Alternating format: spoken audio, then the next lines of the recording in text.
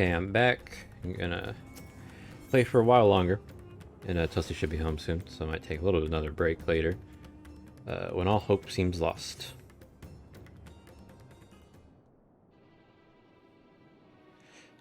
If Mayvan fled deeper into the jungle, she and her child are in grave danger. Whatever are we to do? Gods have mercy. You must try and stay calm. You cannot let fear consume you. Cannot let fear consume you. You must try and stay calm, Matsia.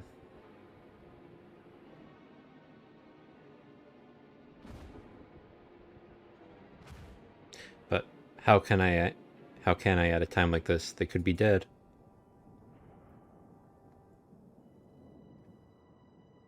So if I allow myself to be overcome by the spear, I too might become a beast.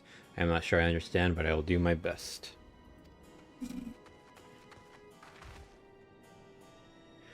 I've seen to the wounded. How did the two of you fare? Did you find your friends?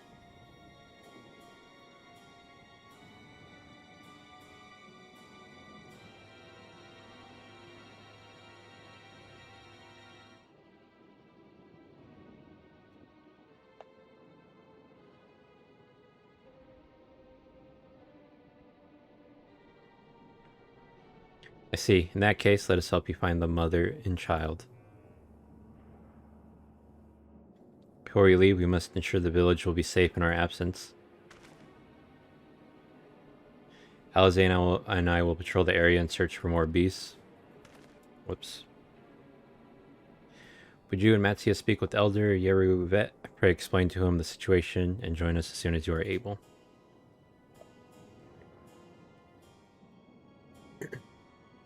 We will save Mavon and her child. We can do that much for care or whatever. I hate these names.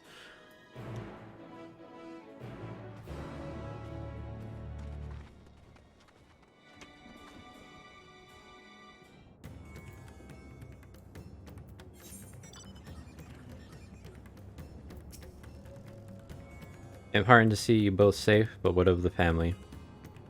We found Karasif, but he... Say no more, I understand. We have lost another of our dear friends. Karasif may be gone, but there's still hope for Mavon and their child. Please find them, I beg of you. And if, in your search, you come across anyone else who escaped the slaughter, pray tell them what has happened. I'll do my best to keep the villagers safe and their spirits high. Come, let us rejoin your friends at once.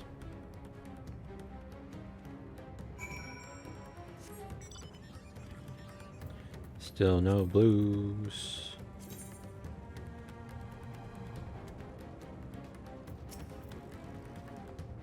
I'm pleased to report that the vicinity appears to be beast-free, no doubt thanks to your earlier efforts. And with that, let us resume our search for your friend and her child. Where should we begin, Matsia?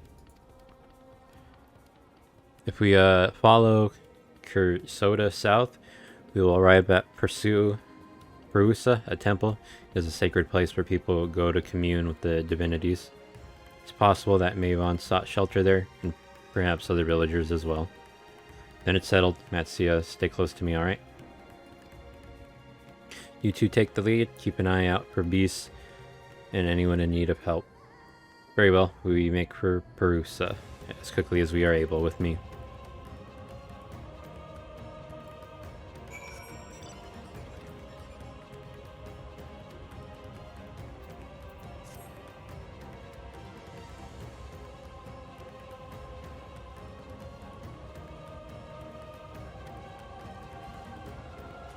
Still no blues.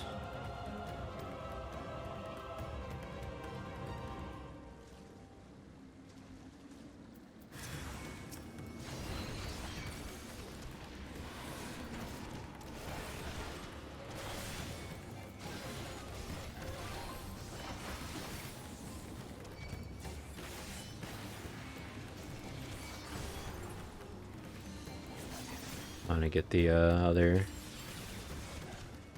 thingy.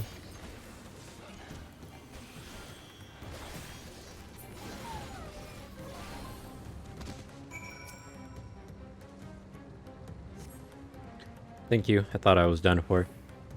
Mavon? She's a friend of mine too, but I have not seen her. She must still be out there somewhere, trying to avoid the beast, and with her child. Gods, were it not for me, I can make my way back to the village on my own.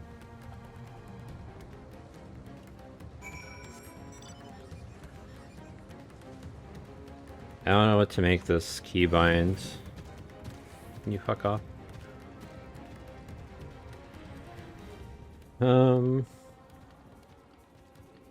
See, I don't know if I could ever get used to shift 1. That's like, feels really confusing.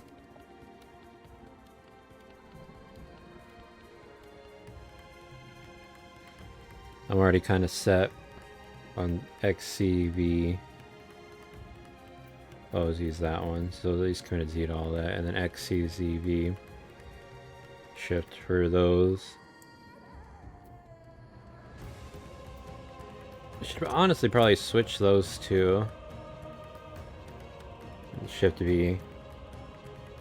And this one I don't use. Great to bury nullifying most knockback and draw in effects. Slow plus 20% when barrier struck. Duration 15 seconds.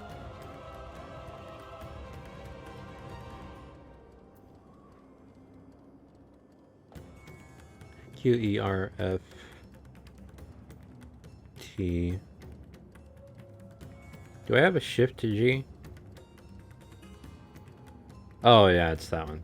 QERF G T.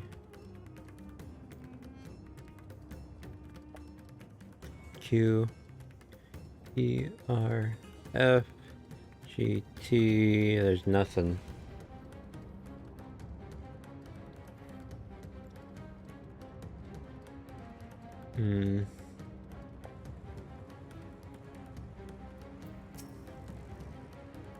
Jeez, wait.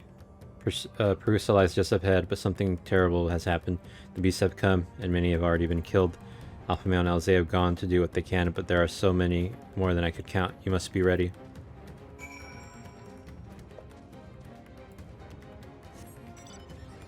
Let's go this way.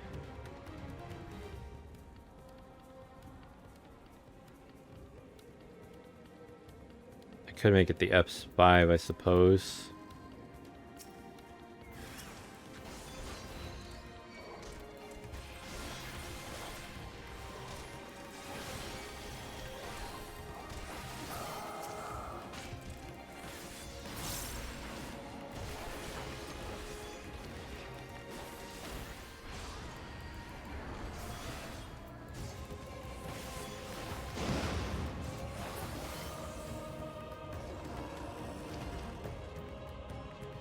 Oh, did she turn? That girl? I didn't even realize.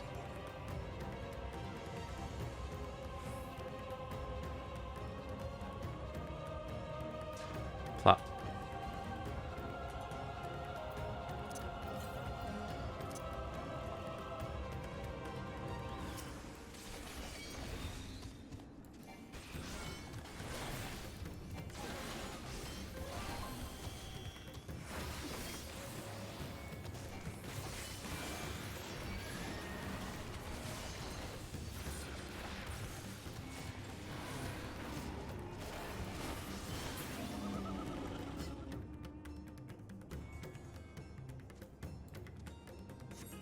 Oh, I didn't even see this one up here.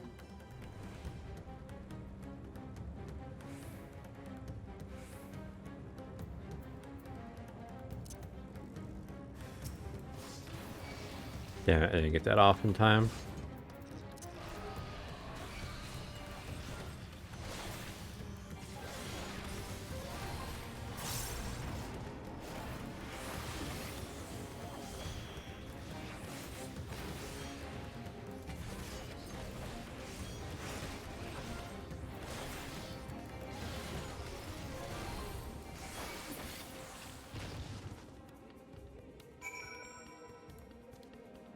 Alpha male.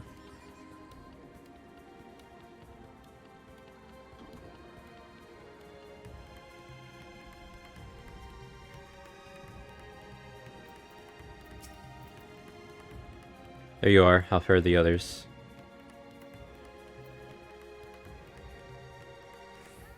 I see. You've seen to all the beasts in sight. In that case, let's have everyone gather in front of the temple.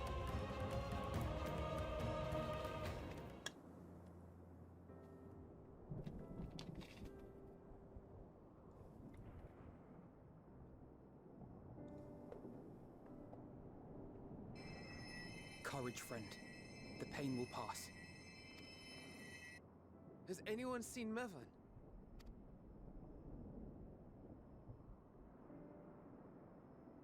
Where could she be?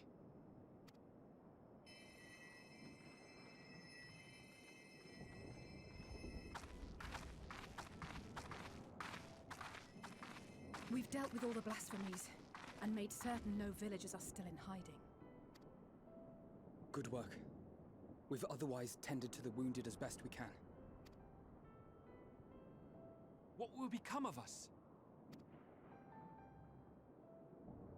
Help is on the way, surely. We may have to abandon our homes now, but we will return someday. But where can we go? Is anywhere even safe? One of the moon. That I cannot say. Well, I can. Nowhere's safe. Run all you like, but there's no escaping these things. And even if I could, it's too late for my family.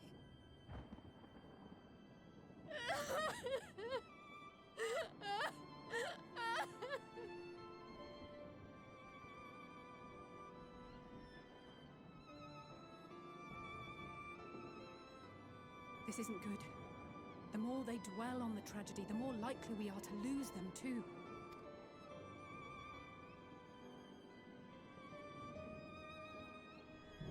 My friends, this is a place of worship.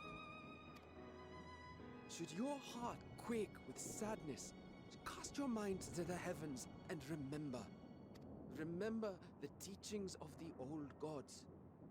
Did they not implore us to stand fast when waves of sorrow break against our shores?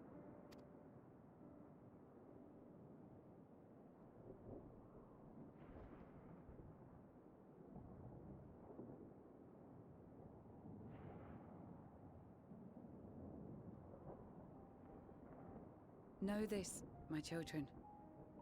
There is more ugliness than beauty in this world. To live is to suffer. To drink of calamity and drown in anguish. To toil and be tested, always and ever. 'Tis a perilous path you walk. Death lurks in the dark, and is the sole promise that awaits at journey's end. You will tremble with terror. You will weep tears of anger and despair.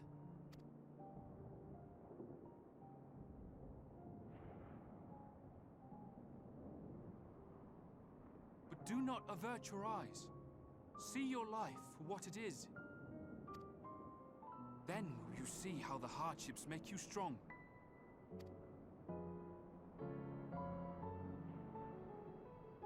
Every doubt reforged as scales for your armor. Every agony to temper your blade.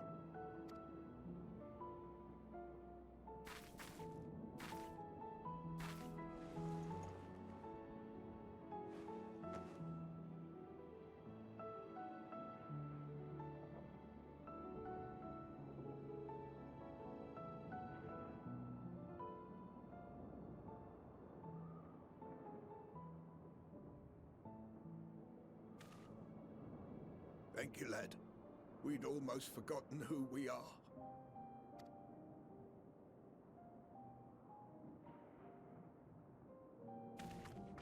My undying gratitude to you as well, my friends. You were searching for Mevan, no? We must return home. I pray you help the boy find his friend. Gladly. We dispatched what beasts we could, but the roads are still dangerous. Stay together and go in safety.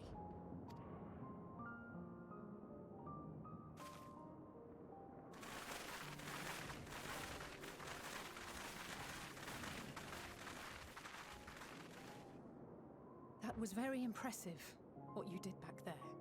Those words seem to resonate with your people. They should. They were the first spoken unto our ancestors by the divinity of legend. I'm easily upset, and fish are wont to flee a temperamental hand, so I recite the teachings over and over to calm myself. They're lovely and inspiring to hear, though I imagine they were born of great misfortune. They are born of life. There's as much bad as good in it. More, many would attest. All the more reason to appreciate the good when you can.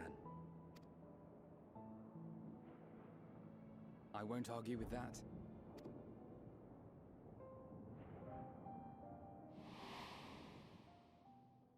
In darkness, Oh my seek god. joy. Surrender not to sadness, and see beyond despair. Walk free, and bear the light for others to follow.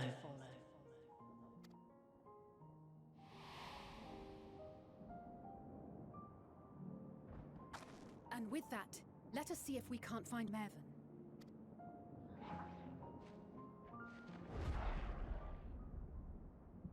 Did you see? That beast was chasing someone.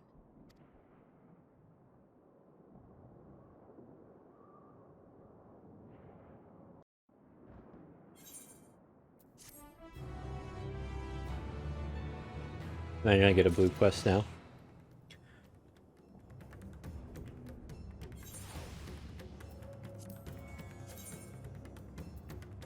Nope.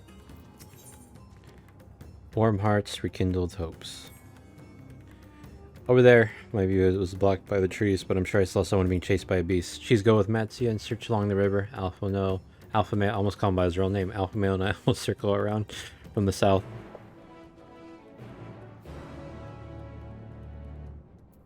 Marijuana.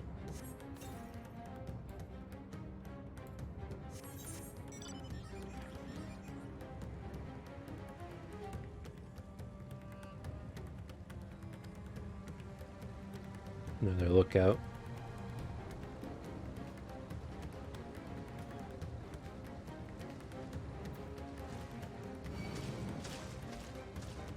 You had your back toward me, I think.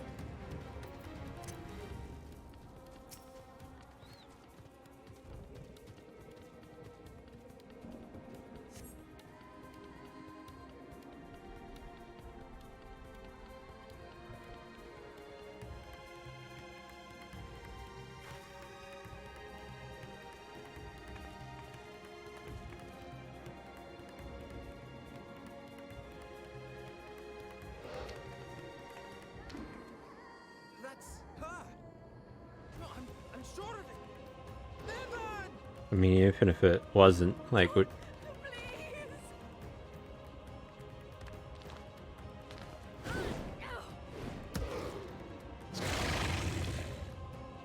Good hit.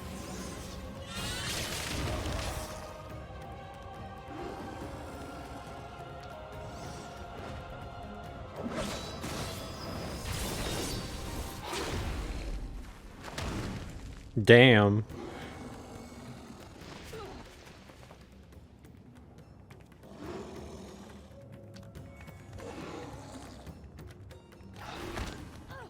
Oh, by the head?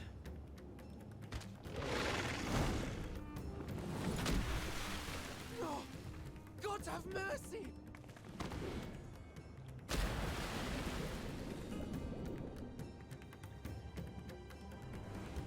You know, thank you. Like, having my character do something without having to have a conversation about it first. Holy shit.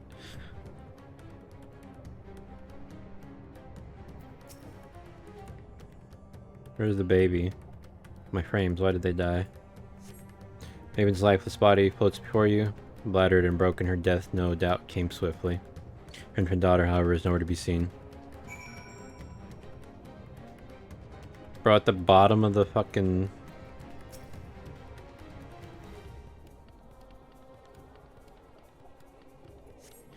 Took the babe into your arms. If she yet lives, you cannot tell, but she will surely not survive unless you carry her to the surface at once.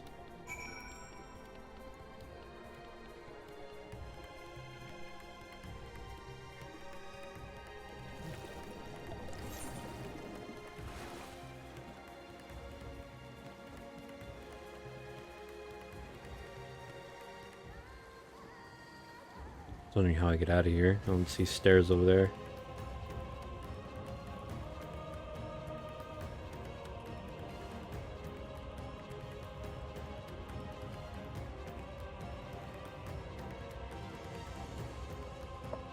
Hold on, baby. Is the baby in my inventory? Hang on. That would have been funny.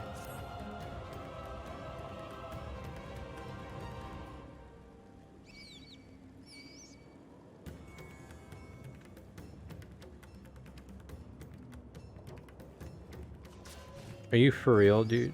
Oh my god.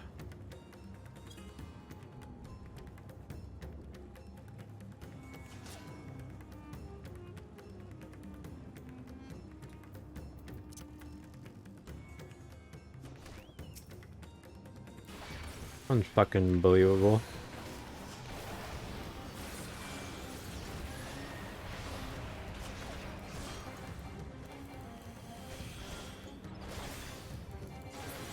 Wasting our time. Did you find Mevin and the child?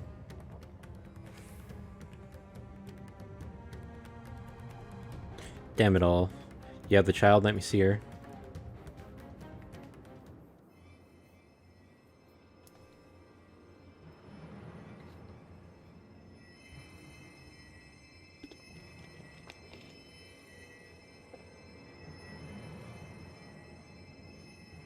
She's so cold, Elfino. The child is alert, and I see no wounds, and yet she grows weaker. My spells can do no more. What she needs is a change of clothes and a warm bed. We must hurry back.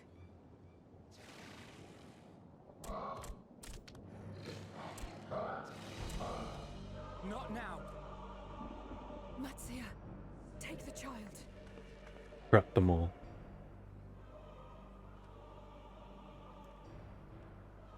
I don't even remember what the original... What did you say? Does it consume the child to corrupt them, or take the child to corrupt... I don't know what he It appears says. to have made enough noise to be heard for miles around. More will be upon us ere long. We make our stand here. Matsia, can you take her back to the village? But the child, all by myself. You can't be serious. The beasts will follow you home unless we stop them here. And so we shall.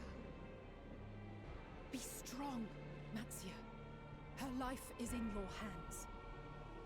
Literally. Right. I can do it. I know you can. We'll keep them busy, Matsia. Go! Quickly!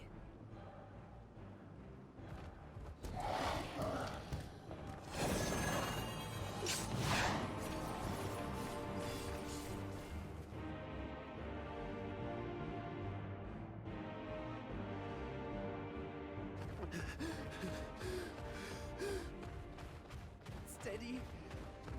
You know the way.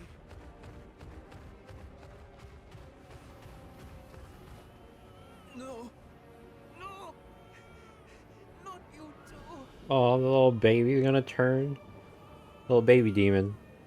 Demon baby.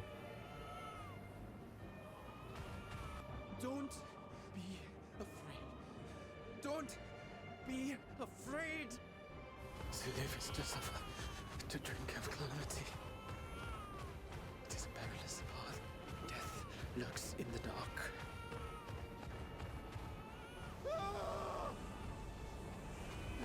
No! I'm not afraid! I'm not afraid!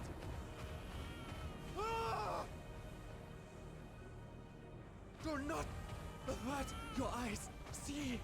See your life for what it is. See how the hardships make you strong. Every doubt reforged.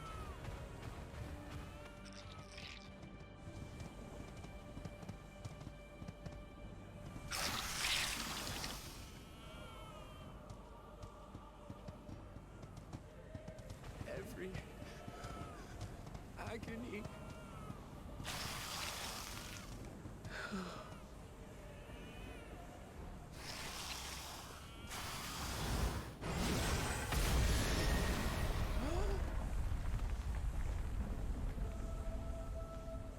Stinian.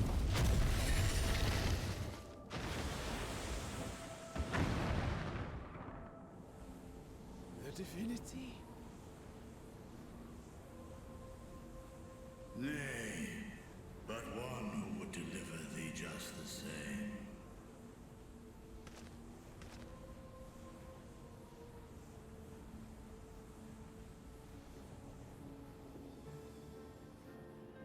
Please. You must save the child. She is all that remains of Mevan and Grasef. Please.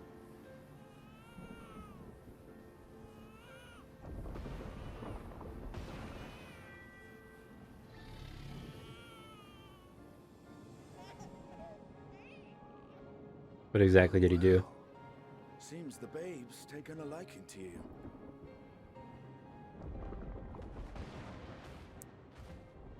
Thou art strong, little one. Let us convey thee to thy home.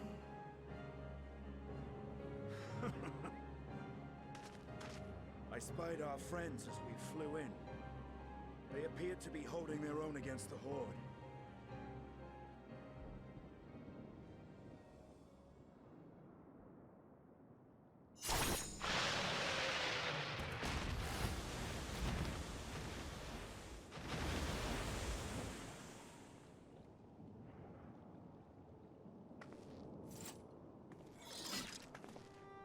Right. That's the last of them. We should hurry and find Matsia.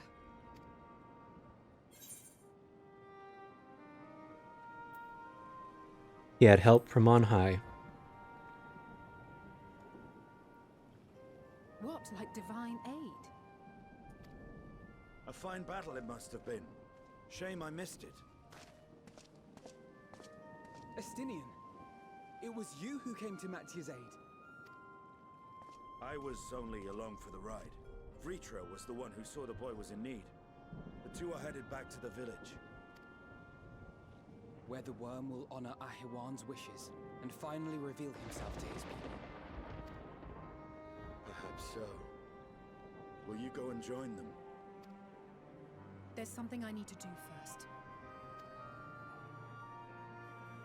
Mervyn gave her life so that her child might live. She deserves better than to be left to drift alone. She deserves to be laid to rest beside her husband at least. Will you help me?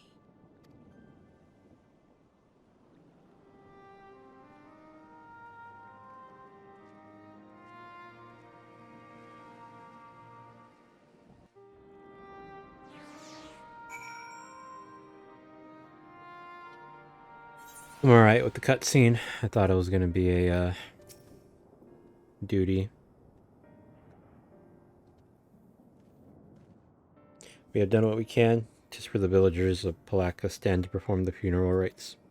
Nothing else. Maven and Karasif died as they lived, as themselves and not as beasts. Their souls will find peace in the ethereal sea. To think the day would come when even the smallest solaces would be this comforting. Any blues? Any blues? Damn, no blues. This is like 8th current, man. Where are you guys gonna give me blues? Unless now they're in the city, but I also don't want to leave. Accept this first. You are ready then? In that case, let's head to Palaka Stand. No doubt Virtra is awaiting us.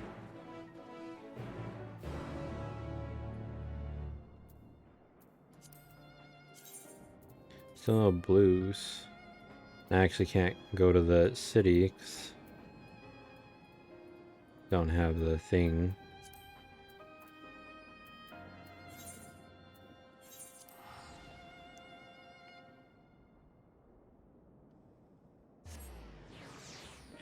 Unfortunate.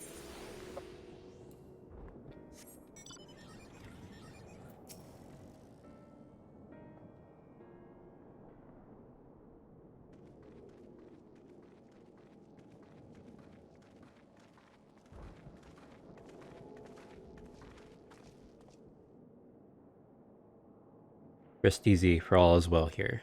Young Matsuya returned with the babe safe in his arms, owing to a warm bed. The girl hath already begun to regain her strength. Thus joyously received was word of the mother and father's fate, as well as that of their transformed neighbors. How many children of Thavner must we lose to this calamity? Mothers and fathers, brothers and sisters, sons and daughters, every death another void that can never be filled.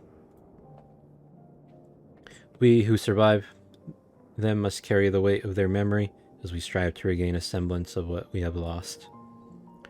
Kurasef and Maven's babe is a child of Thavner as well. I thank you for returning her to us safe.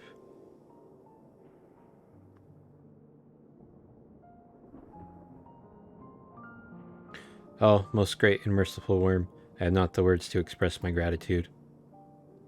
They say that were it not for you, brave Matsuya, and the child would have been lost to us forever. Long had I heard the rumors that a mighty dragon had forged a pact of friendship with the satrap, but never would I have expected such a kind and gentle soul. Truth in part, but not in whole.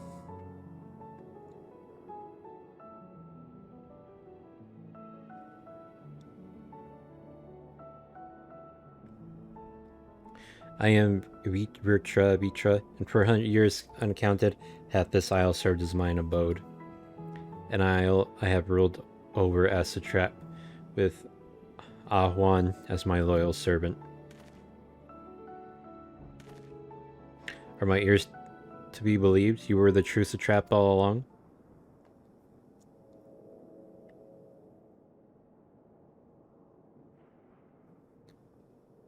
Nidana, whatever, what are you doing here?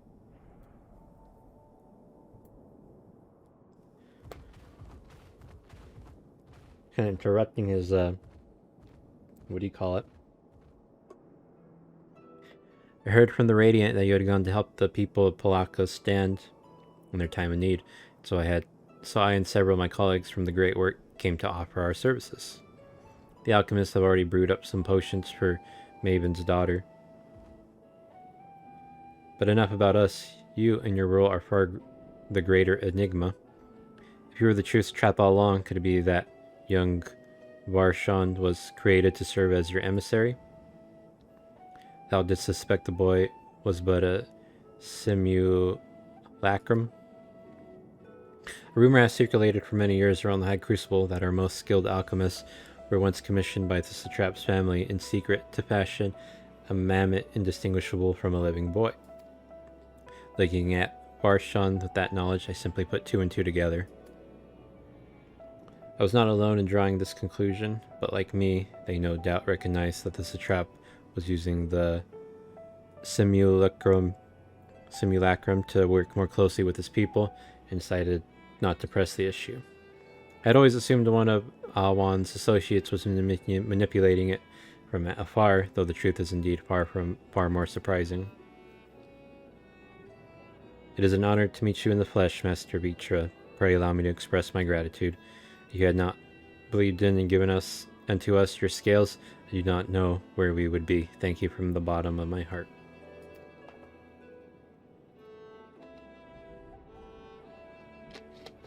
Dost thou and thy fellow alchemists that fashion the means to unmake the towers, you are the saviors, not only of Rad's at hand, but the star. Far too kind you are, Master Vitra, whatever, but the star yet wants for salvation.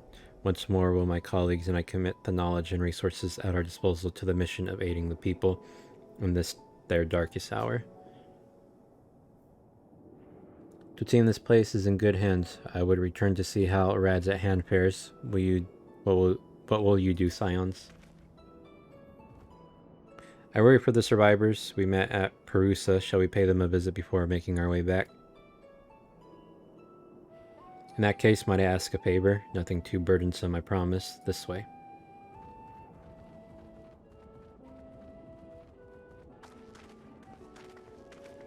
I'm gonna get the main quest thingy before I even get the... What do you call it? Unless the blue quests become available like right now. After this little cutscene.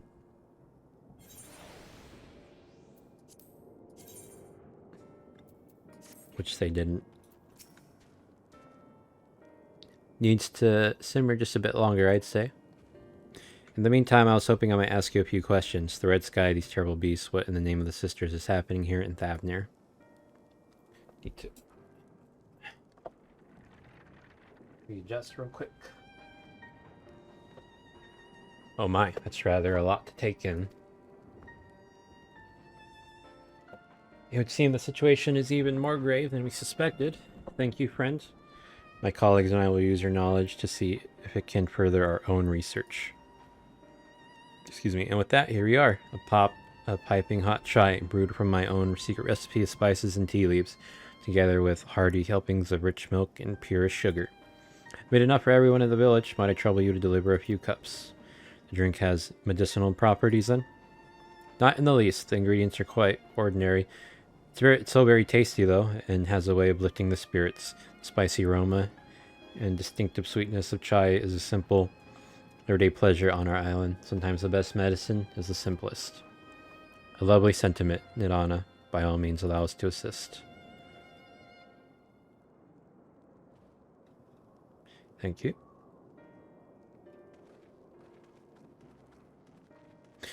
While you lot distribute hot beverages, I'll do sweep for errant beasts to slay. A far less arduous task, no doubt. When you finish, look for me at the wakeful Tirana.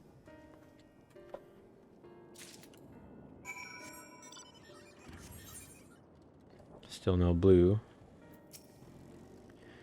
Look at them all, lazing about, knowing full well the beast might strike again at any moment. Do they not realize their lives are in danger? Well, I, for one, intend to survive. I'm too young to die. Yes, I'll leave this island behind if I must. But where would I go? Is anywhere safe these days?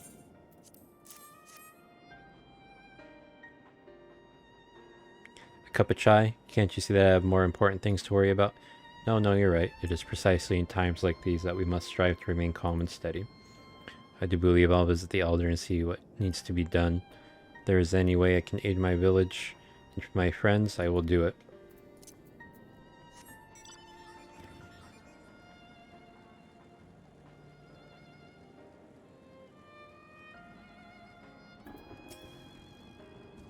Wait, I know you. You were the one who saved us from those bees back at the temple.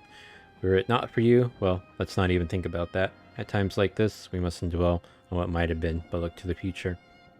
But what future awaits us? How can Rad's at hand hope to recover from this? Most of my friends are gone. I don't know where to turn. You can have some hot tea. Cup of chai? Well, if you insist. Ah, that aroma has a way of clearing the mind.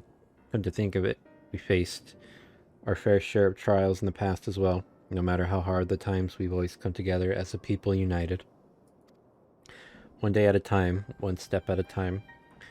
For that is all any of us can do. Yes, back to work once I finish this cup. Thank you. Alright, one more. Someone up here, maybe. Doesn't look like it. Inside? Nope.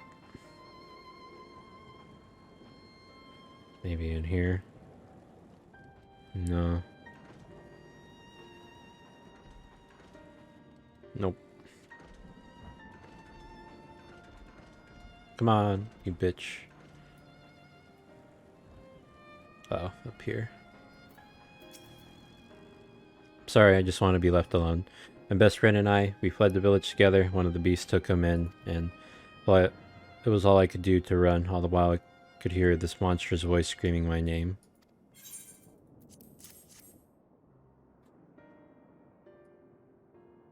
This is for me. How we used to drink chai together often, shared stories over steaming cups after a hard day's work. Thank you, friend. The pain may never pass, but I must press on all the same.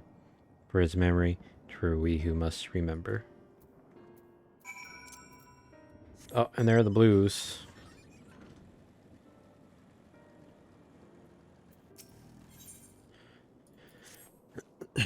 I know we are beset by monsters, beasts, and worse, but if you have even an ounce of strength to give, I would ask for your aid.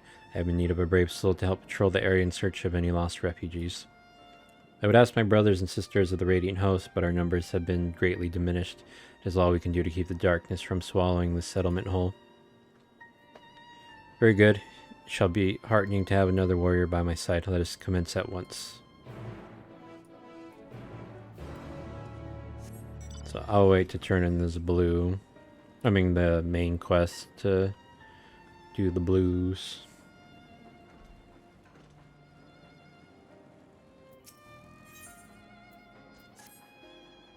What luck. You look capable of braving the jungles unscathed. Would you help me search for a group of refugees I became separated from? As the chaos unfolded around us, I fled in the direction of Agama Temple, along with a few others. There, one of the terrible beasts fell upon us, and I lost track of my group in the chaos. While I was able to make my way here, none of the others have, and I worry for their safety. I would like nothing more than to search myself, but all hands are required to defend this place. Agama Temple is to the west. Please journey there and guide anyone you can find back here. I only hope that some manage to survive the madness. Okay, one's to the west and one's down here, huh? We'll do this one first.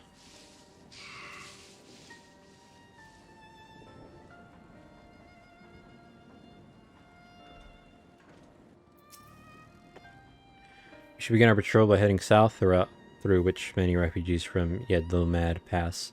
We will cover more ground if we split into two groups. If you could find anyone in need, go to their aid. When you discover any discarded effects, collect them for safekeeping. And if you should encounter one of those terrible beasts, slay it where it stands. Once we've made a thorough search of the area, let us rendezvous back here. Godspeed.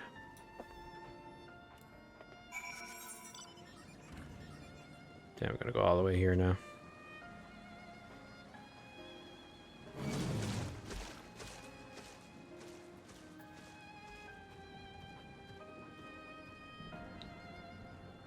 It would have been nice had they given me this, like, when I was coming down here for the main quest instead of now.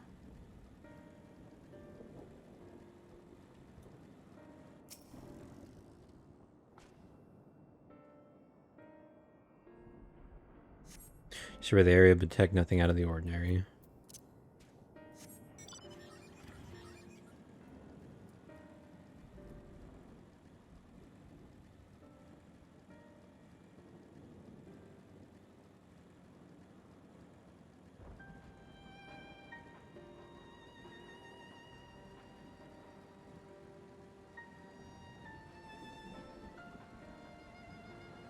Oh. Help the wounded citizen.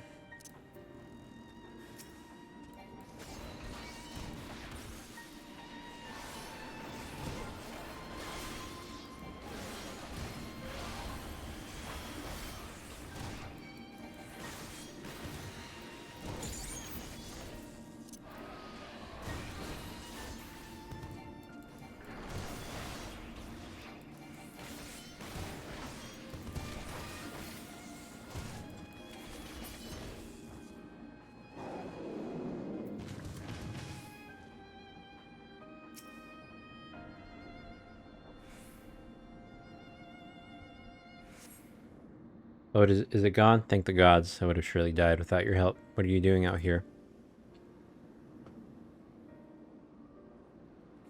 I see, so the Radiant Host looks over us, yet for that I'm grateful. Well, I suppose if I follow the path you took to get here, I should be safe on my way back. You didn't leave anything alive, did you? I mean, the other monsters. Boy, the tigers. Except that one.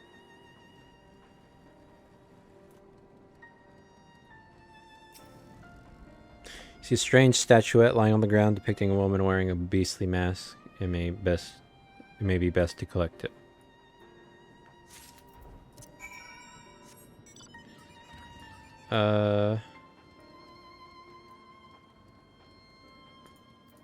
Yeah, I'll go here. I might go west.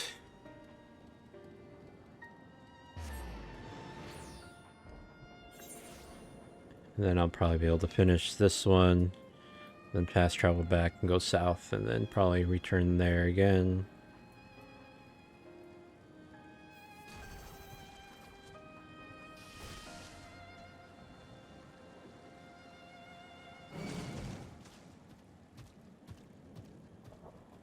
Gorilla, they got all the, like, what do you call it, monsters? Except that. I was going to say more like our animal things, like at the alligators, like, I think there were tigers, elephants here. Who are you? Are you here to save me?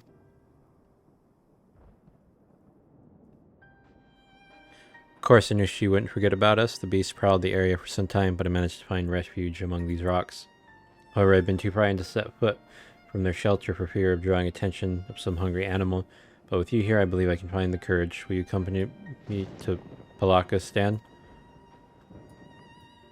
Thank you. Now let us tread carefully.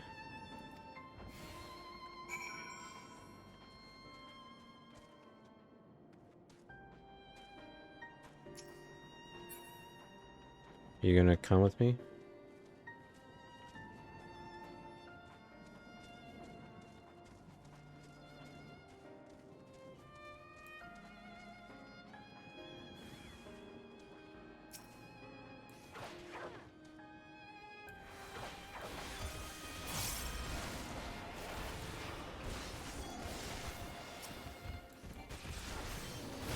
Hey, don't attack the guy.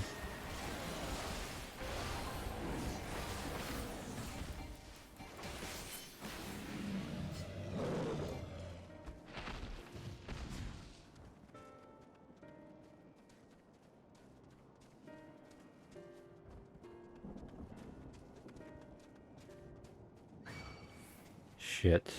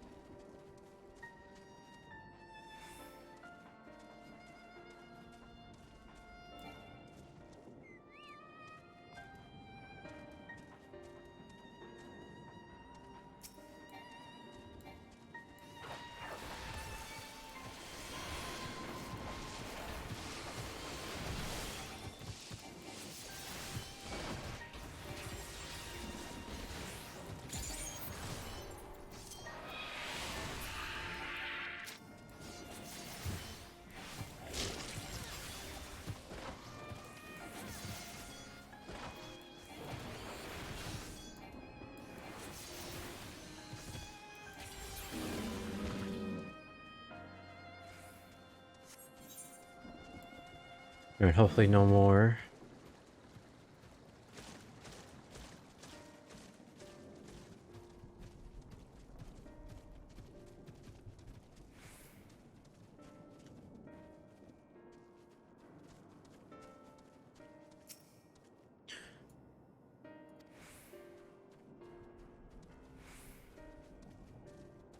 No way.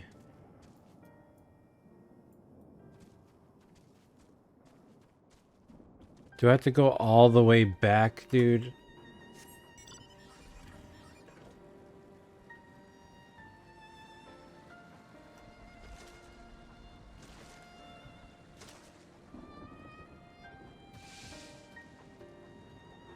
Unbelievable. I left too late at the end.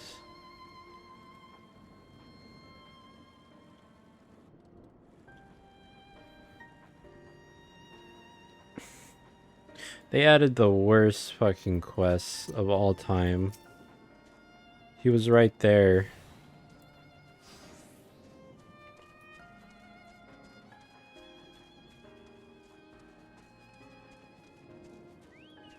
Unbelievable.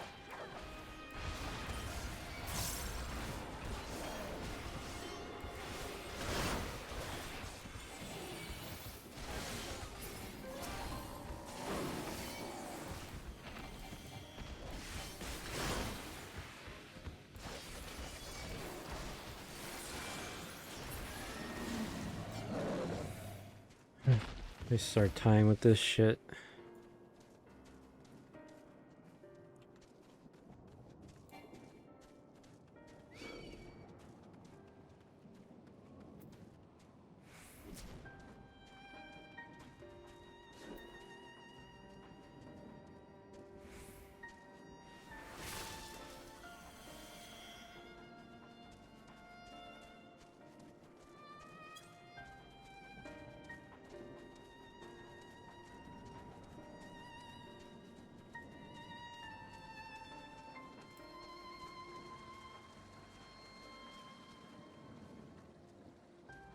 Better be on my ass.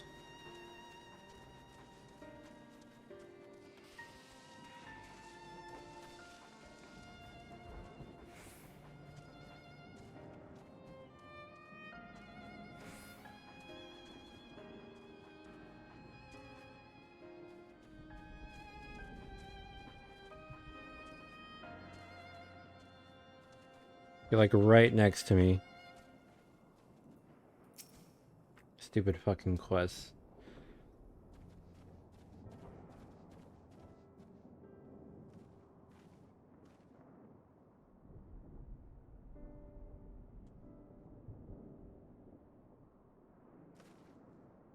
Not a thing, whatever.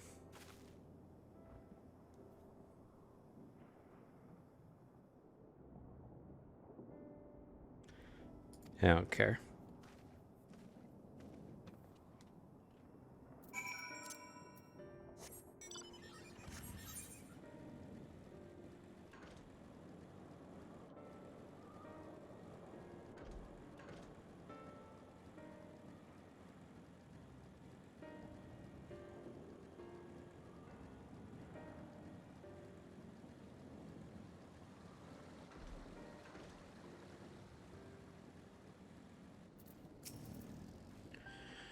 Welcome back. Heard all about your noble deed. Allow me to thank you for taking those we cannot. Add my thanks to hers. If not for you, I'd be nothing but food for the beasts. You more than earn a reward for your time. Speak with me again at Palakistan, and I'll ensure that you get it.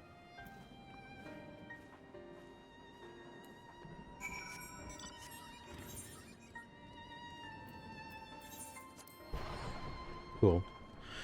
And be able to fly.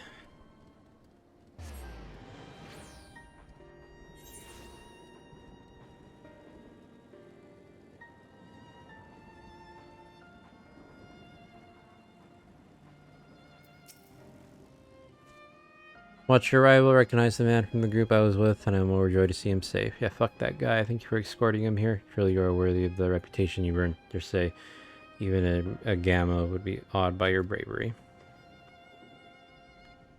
He was a storied mendicant or whatever of the whatever. When the Hires landed ashore this island and war broke out, he spared no effort to save the lives of all who were injured in the conflict. He saw no tribes, only those in need.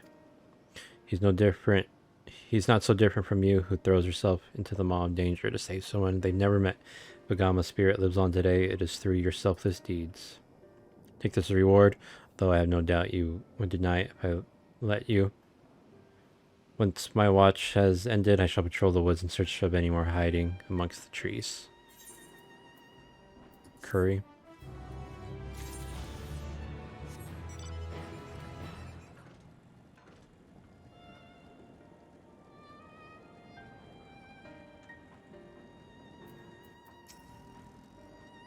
The work ahead of us is vast, and any lives we could save are precious indeed.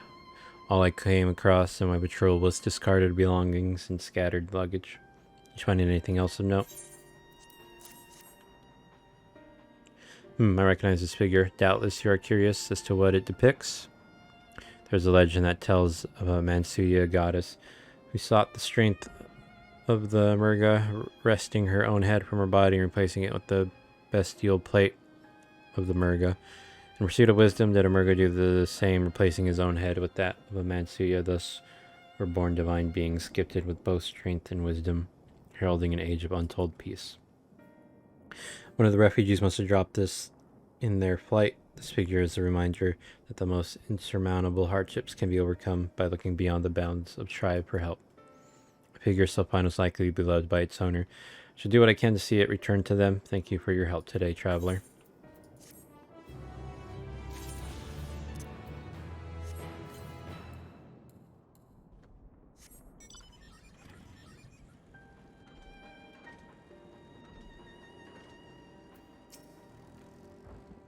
Thank you for delivering the chai cheese that helped to lift the villagers' spirits.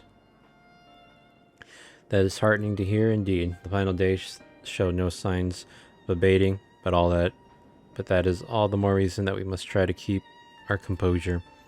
Our lives have been forever changed. The people we have lost will never return to us. These tragedies will long weigh on our hearts. We have the capacity to live with our suffering, to carry the agony till we too join the fallen in death.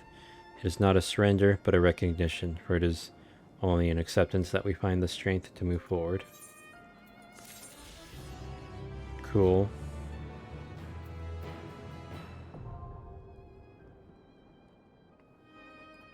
Need a bit more under his wing. As you have finished your deliveries, might I talk with you for a moment? I was curious to know what has become of Mavon and Caceres' remains.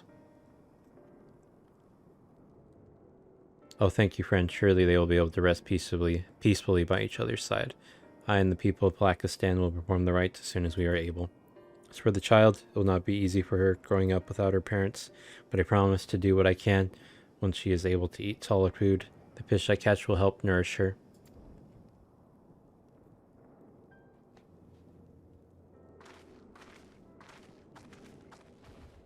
Well, we finished delivering the chai. I do believe that everyone has a piping hot cup. I could almost believe there's a magic at work, how their tension fades with every sip. Let us pray that Palakistan has seen the last of those transformations, at least for now. They are still at risk, as every village in Thabner, like as not. Still, I trust we can leave this place in the care of our friends from the Radiant and the High Crucible. Shall we return to Rad's at hand? By all means, do not let us keep you further. There are still many who have need of your wisdom and strength to deliver them from this terrible calamity. And I will do what I can as well. I will bring rations and supplies from Akiali. We have plenty to spare. Then let us find Estinian and be on our way. Where did he wander off to again? The wakeful Tirana, near the bridge to Rad's at hand, as I recall. Very well then.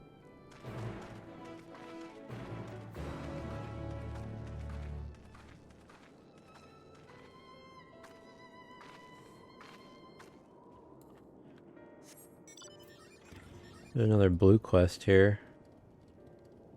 What's in a parent? Is that what it was? We gotta go up there.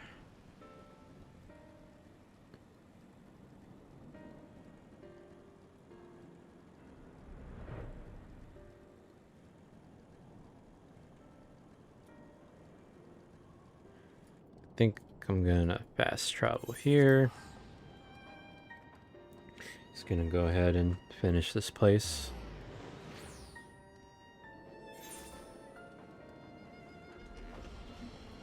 And then all I have left is the city I gotta attune to.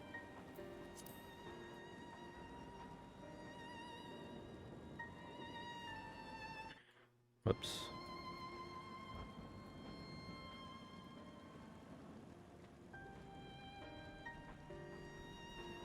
Bit of a ways to go.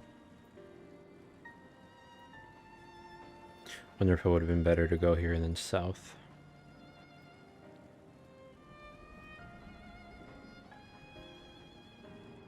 Looks like some sort of temple or something out there.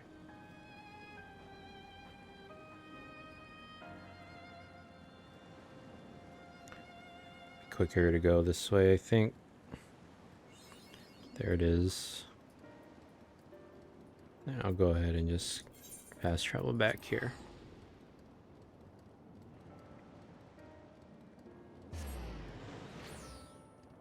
I gotta go pee too, but I'll go when I get up here.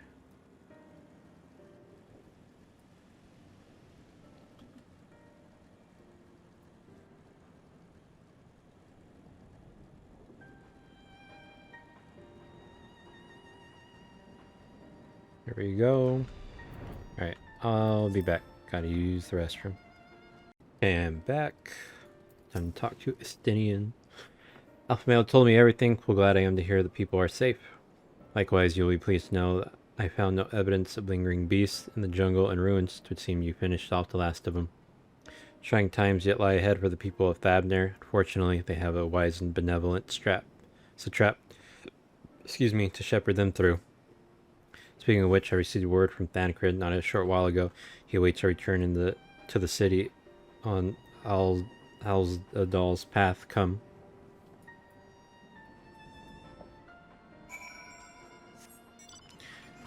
Ride my motorcycle into the city. Can actually fly into the city. To reduce congestion, the area you're about to enter has been divided into multiple identical instances. Select the destination, sure.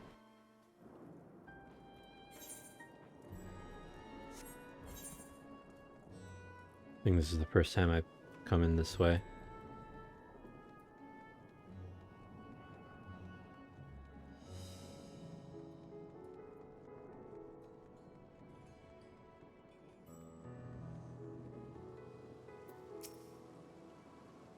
It's good to see you safe, given the skies.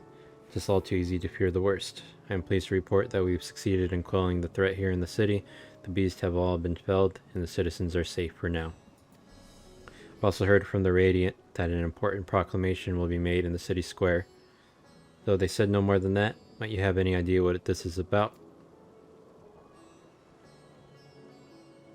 So Bertra is finally coming out from behind the curtain. Suppose we too should hear what he has to say. To Megaduda then, but before that it would appear that word of the assembly has not yet reached all the citizens. If anyone along the way seems unaware, we'd best enlighten them.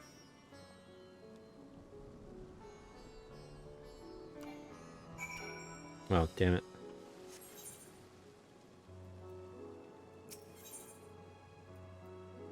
So up there. Oh wait, now it's below.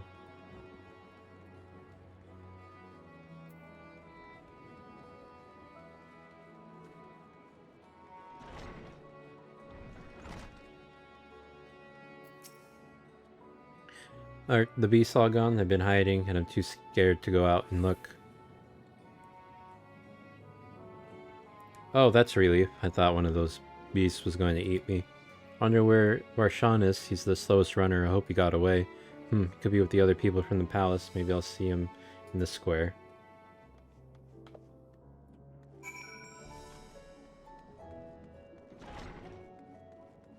Should have checked to see if I could get the crystal now, but honestly, I probably can't.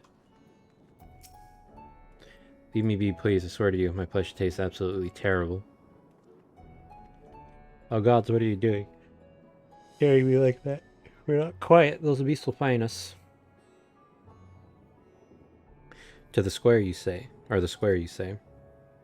But that's where the satrap was killed. My very eyes saw him crushed in the creature's maw. So many lives lost, such terrible carnage. You say there's someone else who would lead the rides at hand in his stead? Whoever they are, if they say anything to sully the memory of our beloved satrap, I'll make them regret it.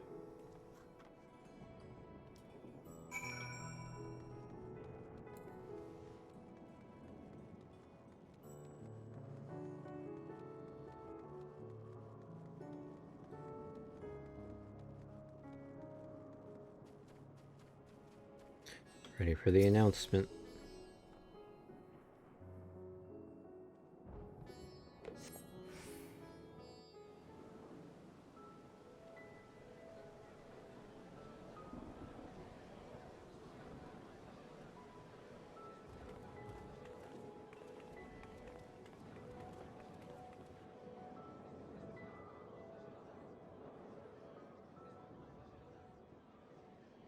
Look, someone's coming.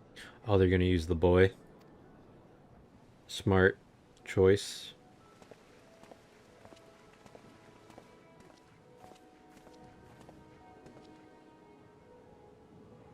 people of Razathan, it warms my heart to see so many brave, resilient souls before me. Today, I would share with you a great revelation. But before I do, I must make a humble request. Do not be alarmed, nor avert your eyes. See the one I unveil for who he is, and know that he means you no harm.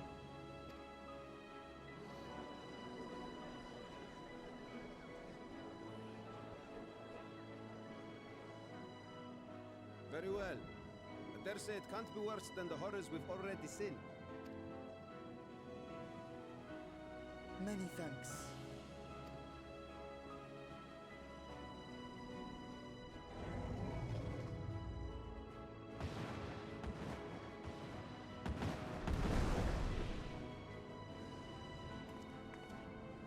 A dragon!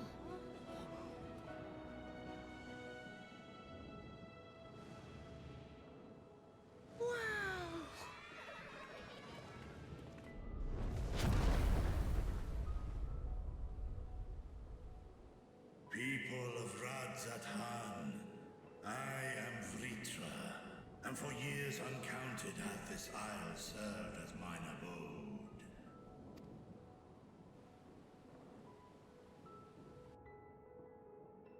Tis as the Satrap's ally I am known.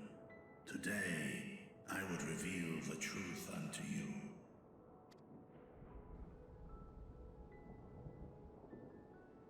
Let us hope they accept him.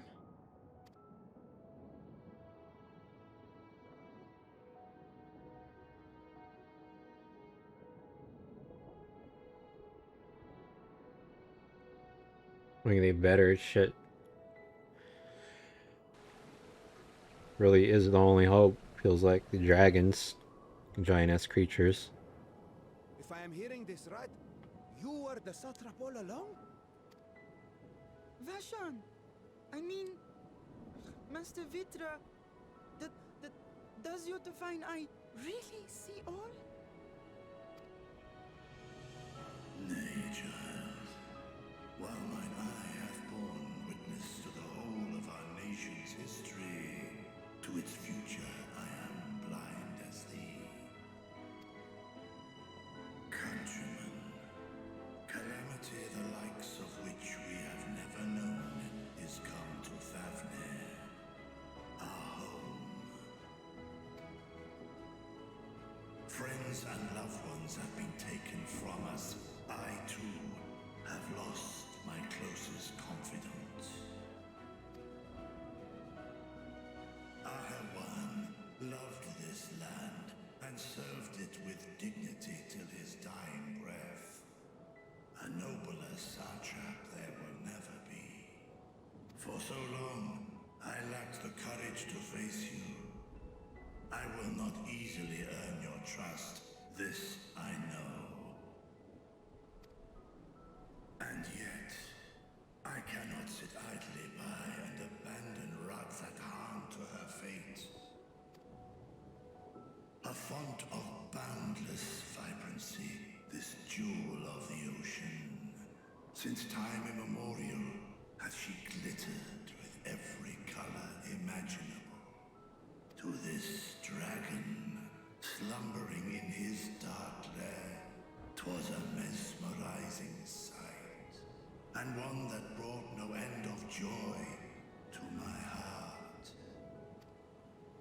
This calamity hath stolen too much from you already, yet so long as you live, the light of Razathan will never be extinguished. I pray you let me watch over it, over you, and lend me your strength, that we might face this trial and those to come as one. I do not know you, dragon, but I thank you for speaking the truth to us. As divinities, both Manusha and Riga once joined together, so too do I believe that hand in hand, We can overcome this ordeal and welcome an era of peace.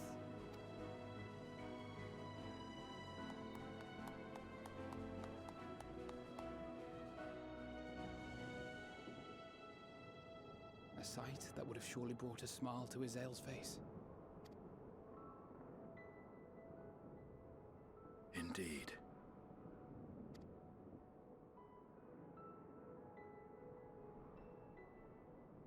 Oh no.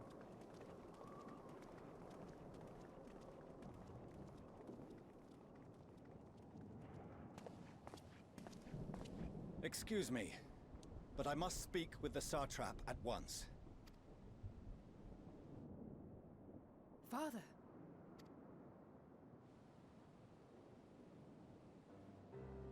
You have suffered dearly of late, yet you must endeavor to look beyond these losses to the future you yet have. On behalf of the Forum of Sharlayan, I come with a proposal by which you, the people of Radzat-Han, might be saved. I say again, I must speak with your Satrap.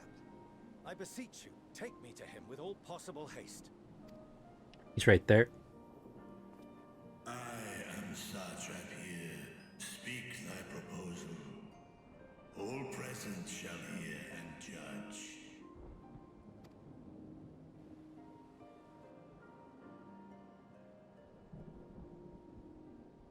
If I have given offense, then I apologize. First, allow me to share with you what knowledge we have of the phenomenon responsible for your woes. The final days.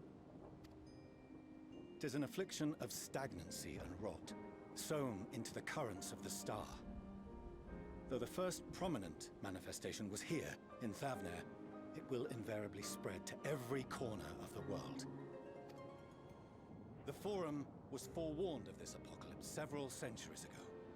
Thenceforth, my predecessors sought to prepare for the end times in the only conceivable fashion, by securing a means of escape.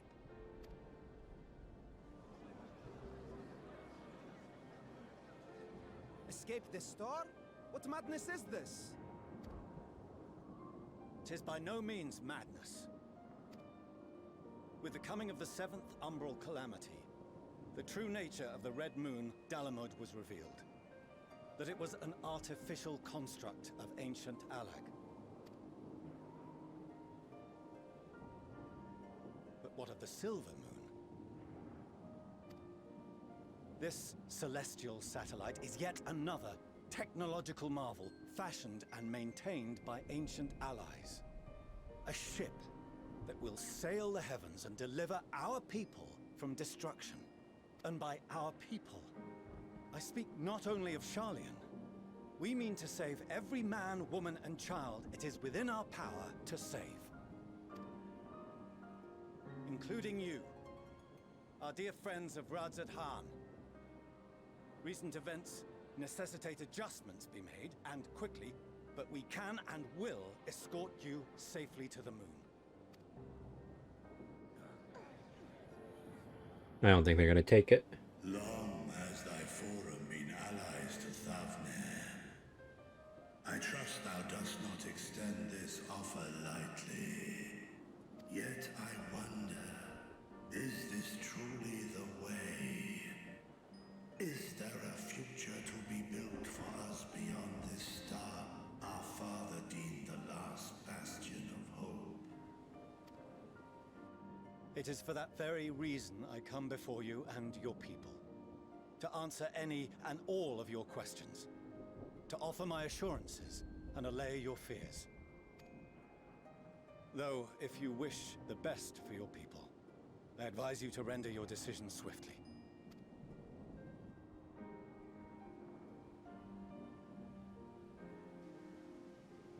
Show our friends to Megaduta. They are to be received as honored guests.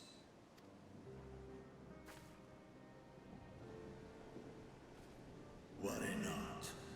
Whatever decision is reached, your paths shall be yours to decide.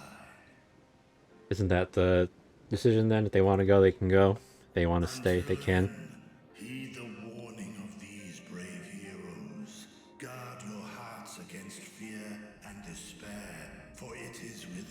such fertile soil that the seeds of blasphemy find purchase. Remain calm and attend to your daily tasks. I shall return anon.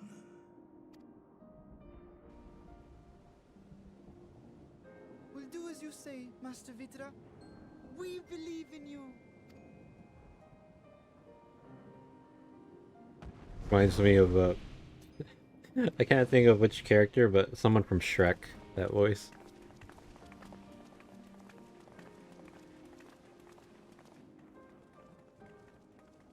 Uh-oh.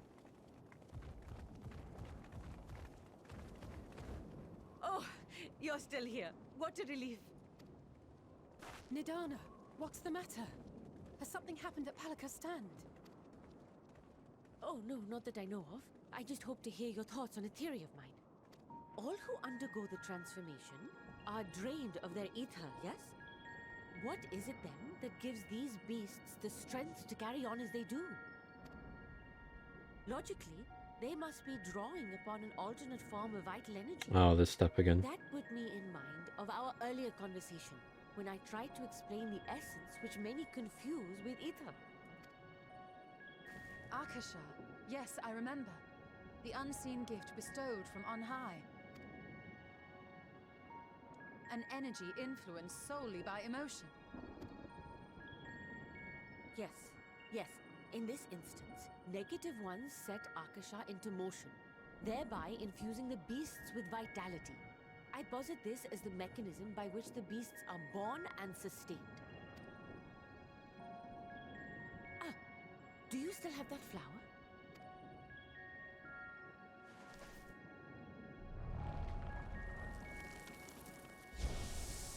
Nope.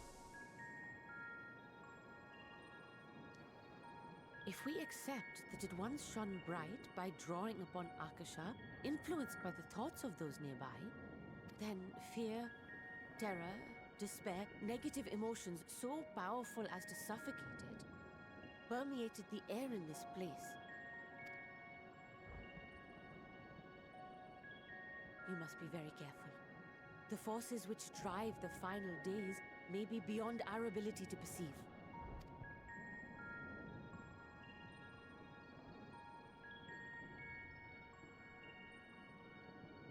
Sorry, I didn't mean to scare you like that. At any rate, I will continue my research into Akasha. Do temper your expectations, however. There are sadly few detailed studies upon which I may draw.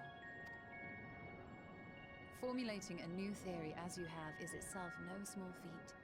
I wish you well in your endeavors, and pray you take care. Thank you. You stay safe as well, yes? Till next we meet. And we will meet again.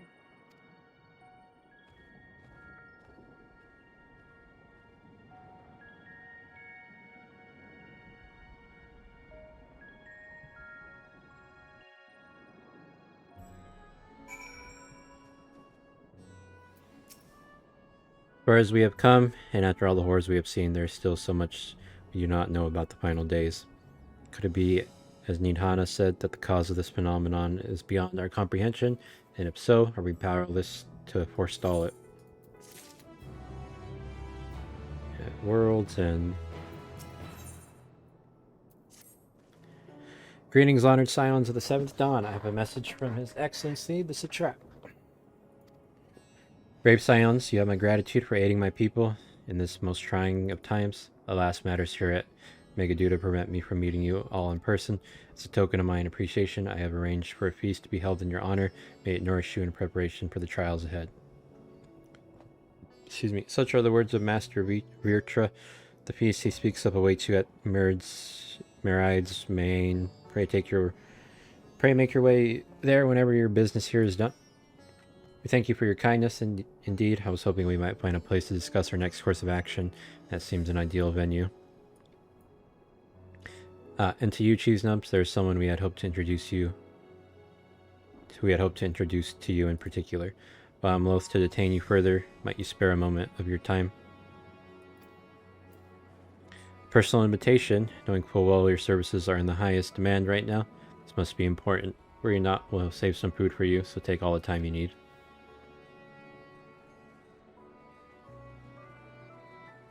Thank you, friend. Whenever you are ready, please join me in the Aetheryte Plaza. I shall go on ahead. Maybe I can finally attune to this bitch.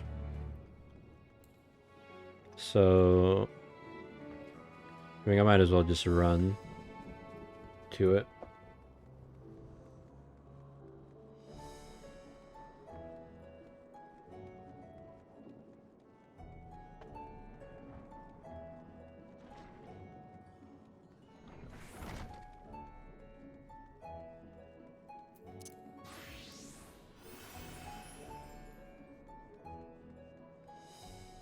Hopefully I can attune to the Aetheryte as well.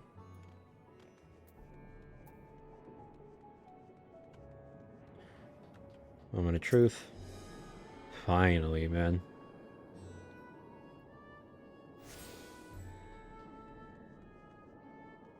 It didn't give me the thing. But I have them all. Maybe it gave it to me already and I didn't realize.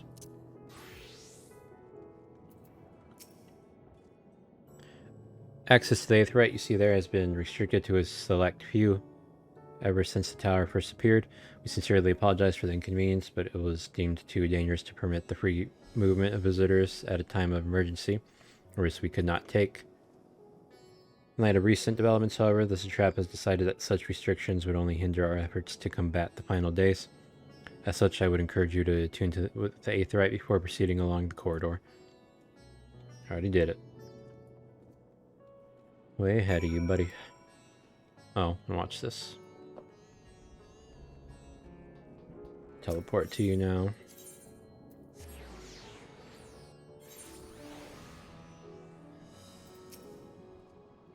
You must be wondering what this place is. You stand in the hall of the Radiant Host, from where our leadership oversees all of Rad's at Hand's military operations. Sundrop, our destination, lies just ahead.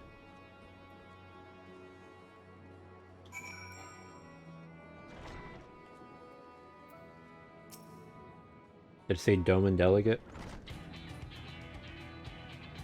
Welcome to Sundrop. Without further ado, allow me to introduce you two. Oh, so you're the famous cheese nubs, eh? And you, at the moment you step through the door, you have the look of one who's walked through hell. Shirabot, please, you are speaking to the satrap's honored guest and a savior of our people. Can you not show a modicum of respect? What disrespect is there in paying a fellow warrior a compliment? We're all friends here, or will be soon enough. That looks like, what do you call it there? More formally then, for the benefit of my countrymen, it is a pleasure to have you with us, O great champion of Eorzea, Scion of the Seventh Dawn, warrior of light, and the all-round good egg, I'm sure.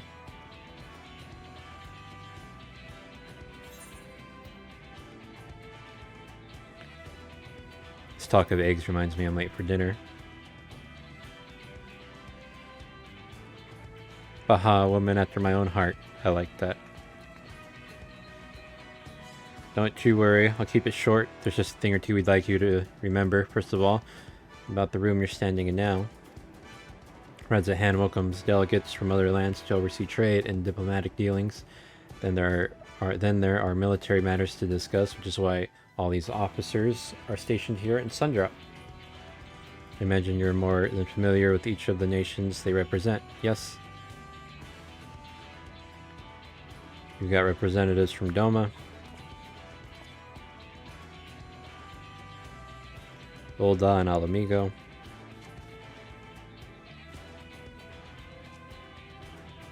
Limsa the Minza,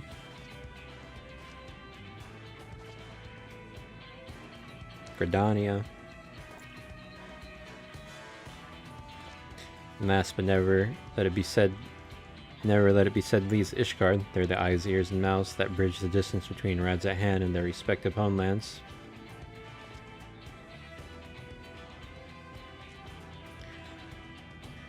We use this brief respite to share the details of our plight with our overseas counterparts. And once you know it, all of their leaders requested a few words from you specifically. You're a woman in high demand, eh? And so would you mind regaling us with your own account Indulge us before you indulge yourself.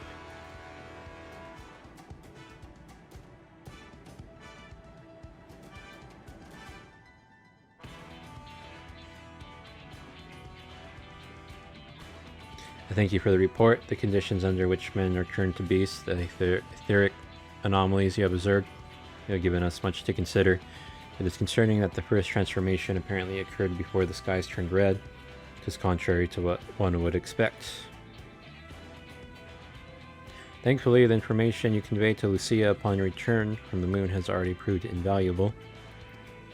As soon as reports of the calamity here in Thavner reached the Grand Company of Eorzea and our Far Eastern allies, our leaders knew at once that the final days were indeed upon us. They began taking steps to assess the extent of the phenomenon's spread. Our agents were able to confirm that, for the time being, the skies burn only over the Bounty, including this island and Corvos. Alas, that is of little comfort. Aye, all throughout Allied lands, there have been reports of people transforming into hideous beasts. From what little we have learned, these incidents are similar in nature to that involving the merchant Kalzal. And was the case here. The victims underwent the change prior to the heavens being set ablaze. And so, while the burning skies have yet to manifest beyond the Bounty, transformations do not appear to be subject to any similar restriction. If anyone anywhere overcome by despair can turn, then nowhere is safe. That's about the size of it. Speaking of which, we ought to give these creatures a name, don't you think? Here in Reds at Hand, we've been taken to calling the first change, which tend to be the biggest, blasphemies. As fitting a name as any, to ensure clarity in future communications, we shall urge our comrades to adopt this terminology. Our leaders have taken measures to deal with the threat to the best of our abilities.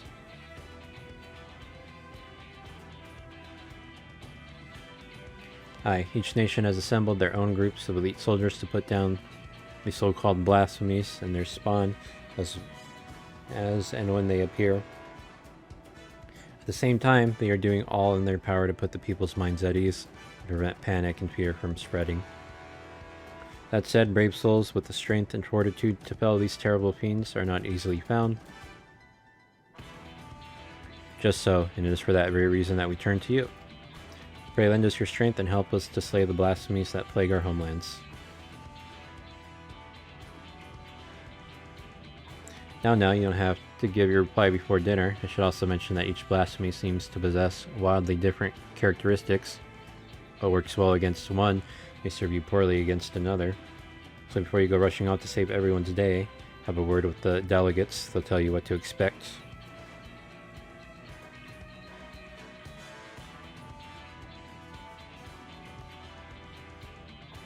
And with that, I do believe our friend here has a feast to attend. Spare a thought. Spare a thought for us while you're tucking into all that fine cuisine, eh? To the role quests. Oh, these are the role quests for Endwalker, separate quest line. Stories now available for tank, melee. That's cool. Sending delegates and sundry up. Agree to help defeat the blasphemies that plague their respective homelands. If I remember right, because I took a look a while ago at Endwalker and it didn't say I needed to complete any role quests to beat the story. So if that's true, actually, we'll see. But I think the only reason I think that is because Shadowbringers said you need to complete your role quests for Shadowbringers to finish this part of the area. And I didn't see that anywhere in the Endwalker when I kind of glanced through. So I'm assuming I can just skip them. Pray forgive Shira about her rudeness. She can be a bit boisterous at times, but it is simply her nature. Anyway, my apologies for keeping you from your hard-earned rest. You will be rejoining your companions, yes? Do you know the way to the Mayhang? I know Rad's at hand like the back of my hand. Glad to hear you're becoming familiar with our fair city. You'll be pleased to hear that all drinks are on the house, so order whatever suits your fancy. And with that, I must return to my post. On behalf of all the Radiant hosts, I thank you and your friends once more for lending your strength and courage to Rad's at hand in our time of need. We shall endeavor to fight the good fight to the end, that we might honor Alwyn's legacy and serve Master Virtue well. You have my word that your efforts will not be in vain. I think I said invade.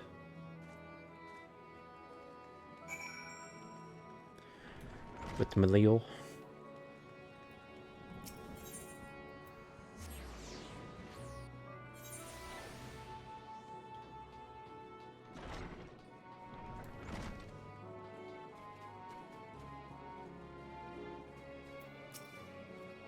Welcome. When the satrap asked us to entertain a party of honored guests, I was wondering who it might be. This is a lovely surprise, to say the least. By the way, I heard all about Kazal from your friend Grahatia. I understand there was nothing that could be done, but I was heartened to hear that he meant us no harm.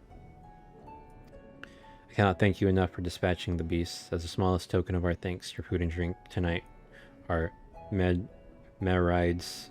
Is it Merides? Treat. Speaking of which shall I start you off with?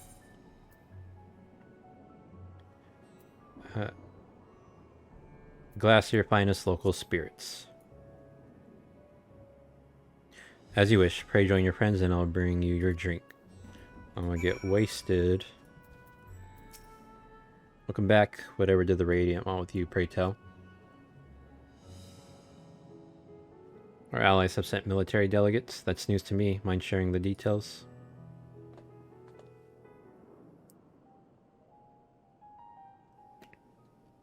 Where's Estinian at? Oh, he's right there, never mind. So blasphemies now plague all the realm. It will only get worse if what Father said is true, as it did in Amarot. If that's our mocking, then shouldn't we expect the effects to grow more severe as it feeds off its own spread? As if people transforming into those monstrosities wasn't bad enough. If the flora and fauna, if the land itself turned against us. No one would survive.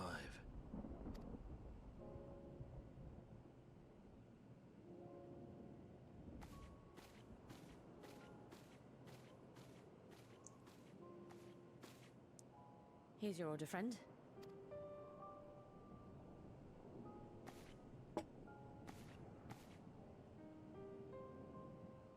Nice. May you find comfort in these dark times.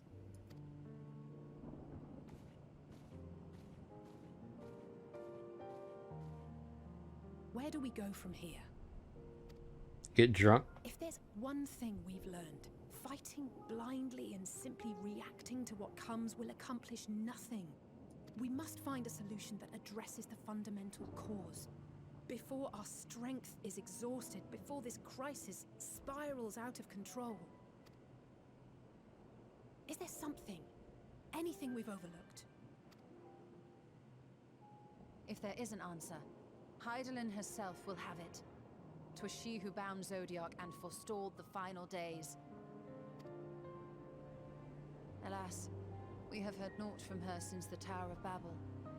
Whether she cannot or will not speak, I can only speculate. Even the flower she gave us is no more.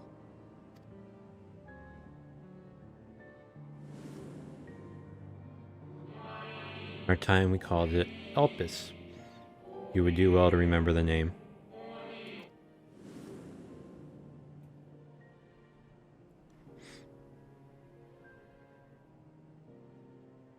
So advised the Watcher. What could be the significance of that name? It is entirely unfamiliar to me. To me as well. It meant something to the ancients, though. In our time. Most surely. Yet I do not recall a single mention of it in the records of Anida. Another dead end. And quite literally. It's not as if there are any ancients living we could go and ask. Not alive as such, but not quite dead. I was gonna say, is he gonna think of the city in the Shadowbringers or whatever, the first or whatever it's called?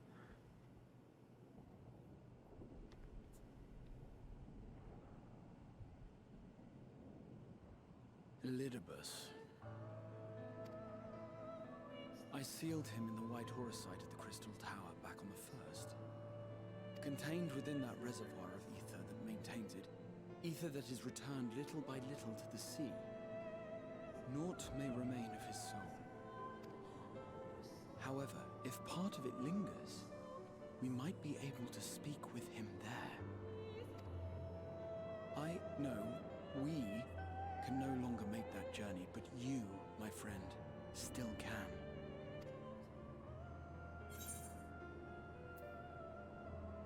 It's worth a try. It would be an opportunity to look in on the others as well. Yeah, it would be an opportunity to look in on the others as well. Thank you, my friend. That would mean much to me. If nothing else, should we learn the First is safe, we'll have that much more reason to keep fighting the good fight. That said, the odds are not in our favor, to say the least. Which is why we're fortunate to have Urianger up there on the moon, working hard to make all the necessary preparations for our departure, should it come to it. And why we have nothing to lose by staying the course till the last instant. Indeed. To the last, let us all do what we can. I will consult with Master Matoya and see if she knows of a way to reach Hydaelyn from the ethereal sea. And I will visit the nation's leaders and attempt to ascertain how far the final days have progressed elsewhere. Keep me abreast of your findings. I can seek out and slay the worst of the immediate threats, if only to slow the spread. Let's go with Stinian. Unease, terror, despair. Try as we might to suppress them, these emotions will return to harry us time and time again. But when they do, remember this. Your friends and loved ones are out there somewhere, sharing in your struggle. You are not alone.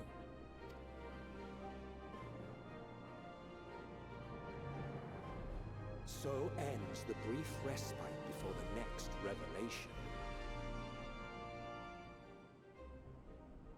Yes, so much left for you to see. Where beginning ends, and end begins.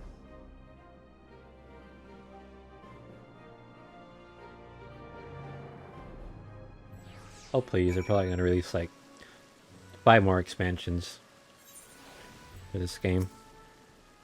Now then, is there anything we've forgotten to mention? Are your arms and armor in good order?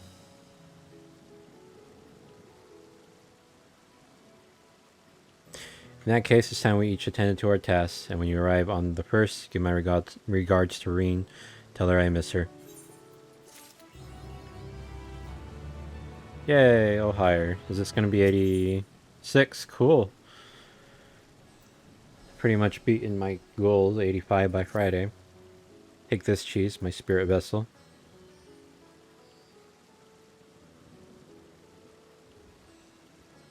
Empty now, of course, but it should allow you to operate the tower systems in the umbilicus. If even the smallest fragment of the Litibus's essence remains, it should be possible to locate it. Excuse me. As for access to the umbilicus, pray seek out Lena for assistance. Chances are she still stands watch at the sensor gate.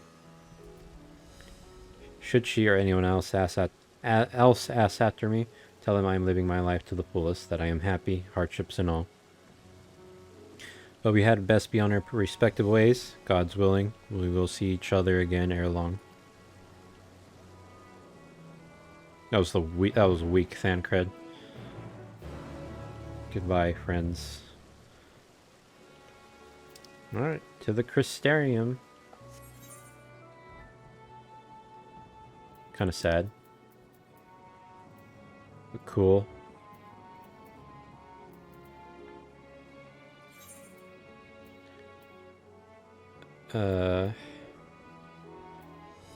You know what, I'll do this first, and then I can go do the bell.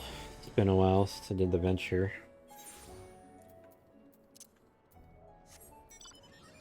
Nighttime.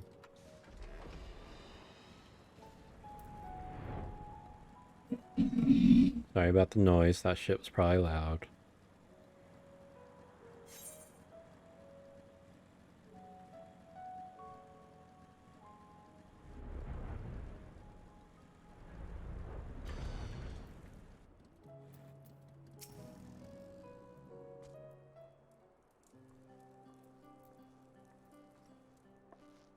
Cheese, you are returned.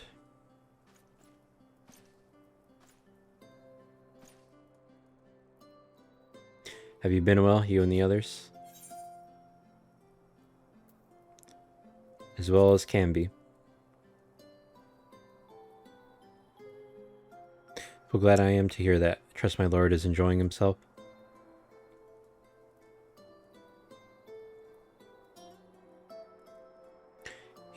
He said this to you? These exact words? Oh, to know that he is happy. It fills my heart with joy. Thank you, Cheese, for taking care of him. When next you see him, please tell him not to overexert himself, futile a request though it is. And tell him that all is well here. The peace you gifted us continues, and we work hard to build new lives for ourselves. In the course of this, we occasionally bicker, but we've never been more optimistic for the morrow. If I had to mention one dilemma, it would be the question of our governance. Even as we speak, debate rages over on how we should run the city in the Exarch's absence. Most are of a mind that the Settlement Council should continue to oversee the general running of the Crystarium, while representatives are elected to determine policy and handle diplomacy. Thus far, nothing is set in stone, but however we choose to proceed, we will not replace our lord. No one could.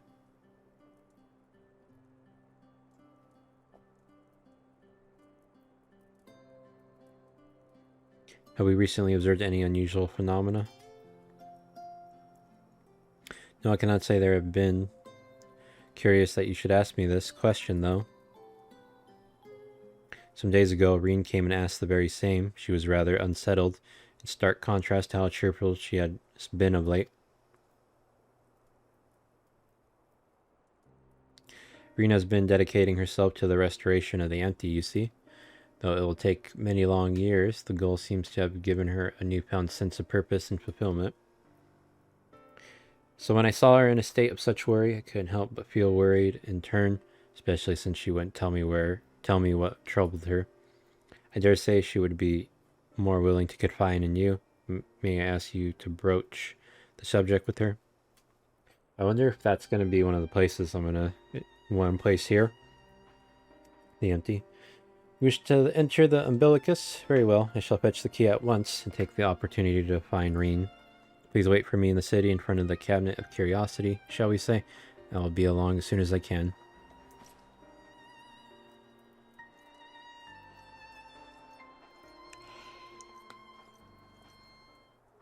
Oh,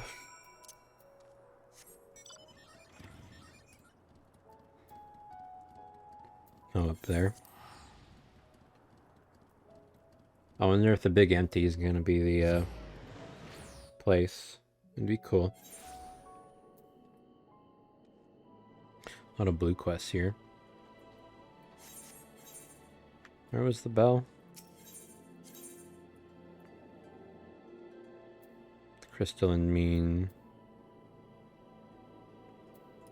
I don't think this is the one I'm supposed to go to, but I think the bell is right there. Yes.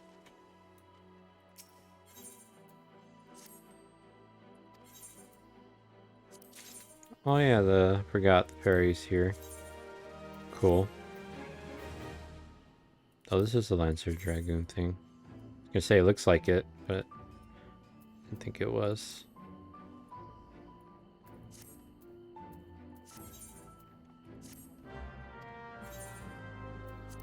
Goodbye, feel old.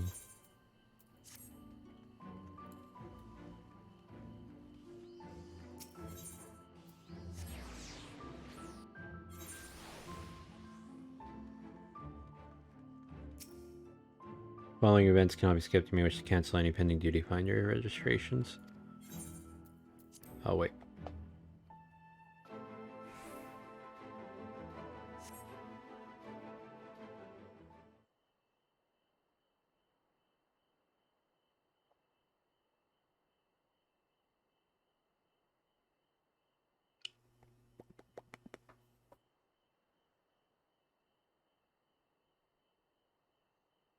Do my old eyes deceive? Is that truly cheese?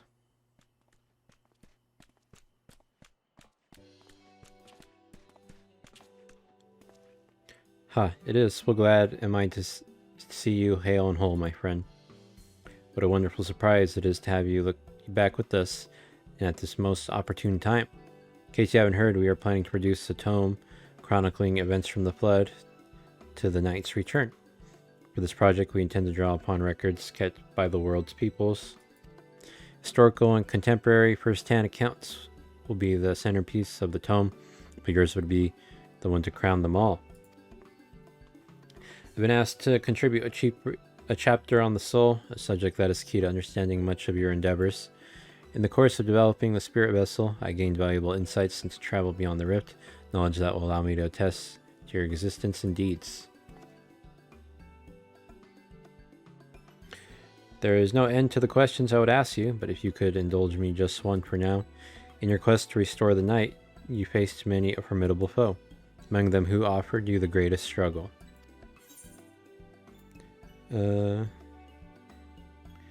Bot 3 is misguided self-righteousness. This may come as a surprise, but I don't even remember Titania. This may come... Say Hades, who bore the burden of his people. Yes, Hades, he who sought to resurrect his ancient brethren. He was the final obstacle in your quest to restore the night, your battle in the depths of the tempest, the stuff of epics. Yet compelling as it is, I worry that mere words wouldn't do justice to that fateful confrontation. Not that we would think to omit it entirely, of course. No, at the very least, we will impress upon readers that it was the climax of your hero's journey. I know you'd love to talk your ear off, Morin, but we really should be on our way. Those documents from Mulemore won't collect themselves. Of course, and afterwards, would you care to join me for tea? I was hoping you might clarify a few points in your treaties. Till next time, then, do tell the others to look after themselves. Our overzealous friend in particular, remind him not to overexert himself again and again till his ears fall off, if that's what it takes for him to take it to heart. Goodbye. I wonder why they gave this in the first person view. It's odd.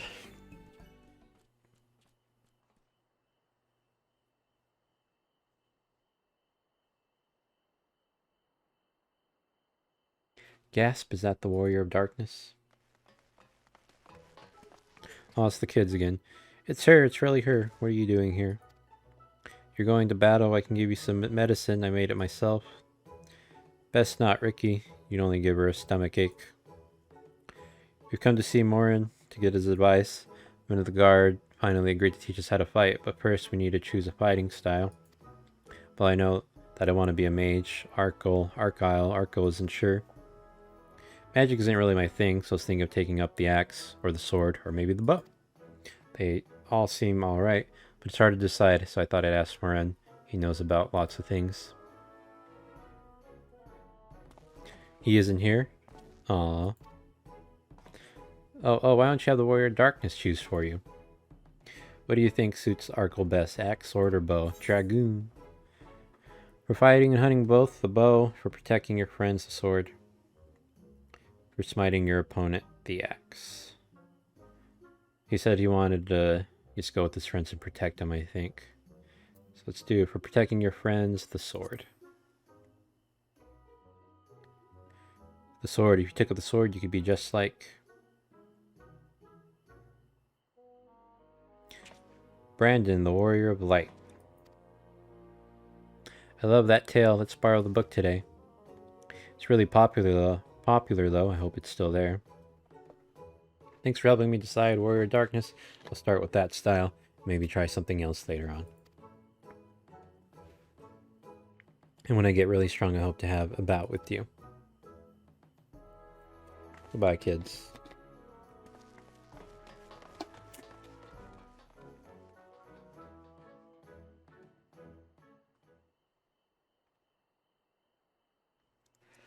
I feel like I'm watching Paranormal Activity 3. The head swivel. Such fun she's been having, basking in the adoration of musty old bookworms and wide-eyed younglings, but does she spare a thought for me? Of course not. What do you mean? I just went to the venture and talked to you. I waited and waited and waited, but she won't so much as acknowledge the presence of her beautiful branch, even though they're right here. Such a heartless thing, our sapling is cold and cruel and heartless. I need you. Oh faithful, feel all loveliest branches, how I have missed you. If you truly missed me, you should have cried for me at the top of your lungs the instant you arrived. To make up for it, you will call with twice the passion next time. Though for there to be a next time, you've some few struggles to overcome. So my adorable sapling, the world's on the verge of destruction, is it? How do I know this? Joined as we are, spying on you is as simple as sliding down the back of a rainbow. Would that I could aid you in your quest, but the fate of we Fey folk is bound to that of the star. Whither it goes, so too do we follow. Such is our way. The most I could do for you is spare you the pain by gifting you the sweetest of eternal dreams. But if escape's not to your liking, then you must struggle with your fellow mortals. But here are the ones you were waiting for. I wonder what manner of conclusion awaits at Tale's End.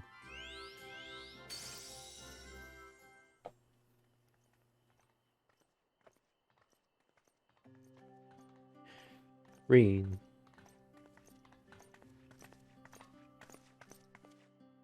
My apologies for the delay. Geez, it's so wonderful to see you again. You doubtless have much catching up to do, so I shall leave you to it, taking the liberty of unlocking the umbilicus, and you may enter at your leisure.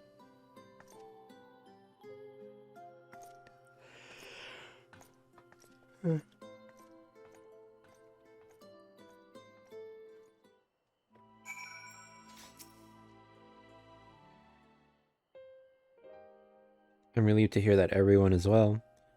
I had this feeling like a pit in my stomach that I was afraid that something might have happened. Maybe I'm overthinking things, but it's just that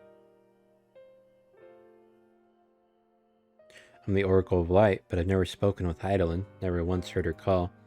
Even so, I've always had this feeling deep inside me, a connection to something immense.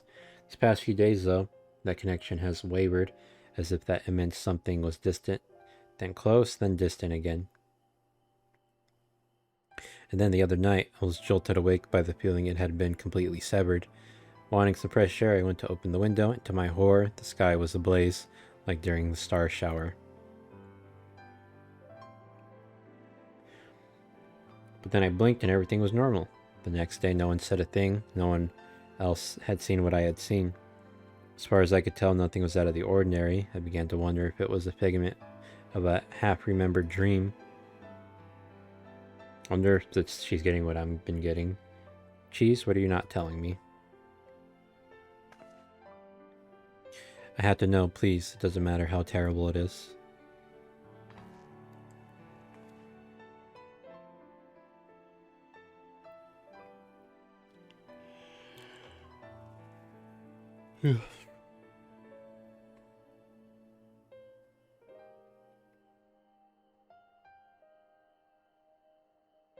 Was it my imagination then? The doom we witnessed in Amarat has come again. I can't believe it. Like I told you before, all is well here in the first, so don't worry about us. Please look only to the threat before you. We're fine right now, and even if we weren't, we learned how to survive. Should the final days reach us here as well, you may be assured we won't go quietly. Now we'll hold on until you can find a way to save all our worlds. So long as you continue your fight, so too will we, united in purpose beneath a blazing sky. And there, nice weapon.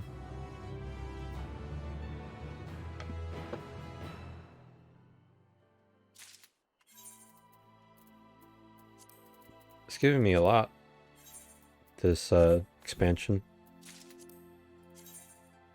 Ooh, it's pretty cool. I don't think it does anything, sadly.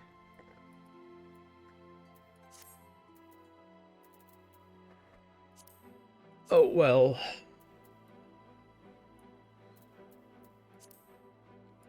Equip, unequip.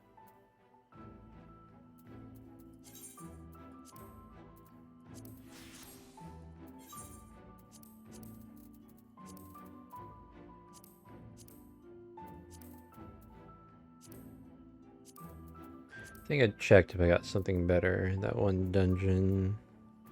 Don't think I did.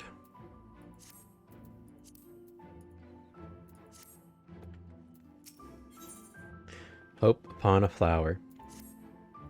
You headed to the Umbilicus to consult with Elidibus, right? I'll do some consulting of my own and speak with Lena, decide how we might best prepare for the final days. So it's farewell for now, but we'll see each other again, I'm certain of it. Hope upon a flower.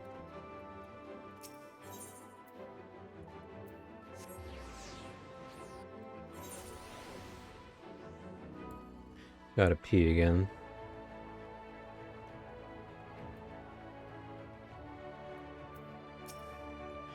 Mistress Cheese, welcome back. Captain Head told me all, I'll give the word and I'll show you the ocular.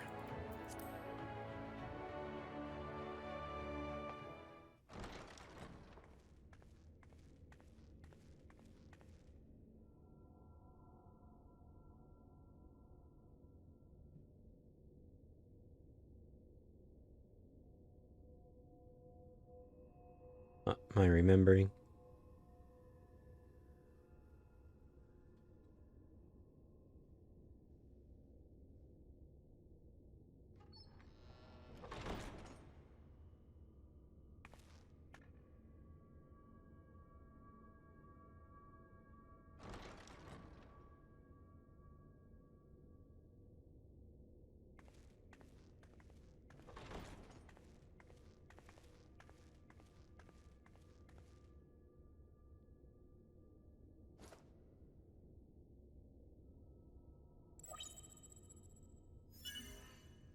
Biometric authentication complete.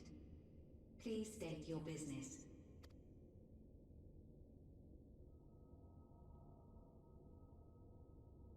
Acknowledged. Reinitializing Circus Tower systems. Searching for Elidibus entity.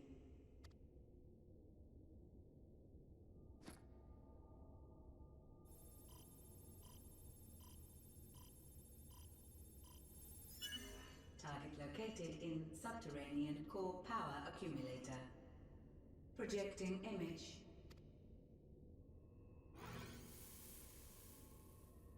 My home. My friends. No more than a dream.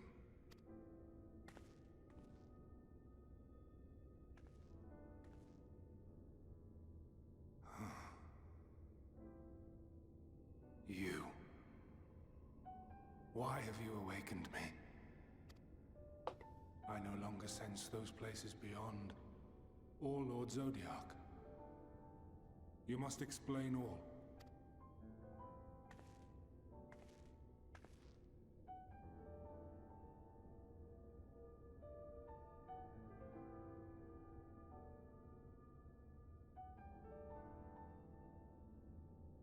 So, he is fallen, and my brethren's souls returned to the star.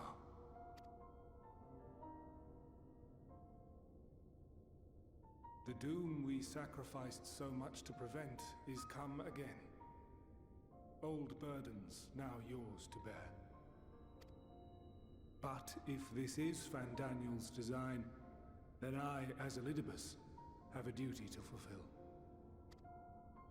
Your unsolicited act has restored to me some few memories of the convocation. Such knowledge as I have, I will share.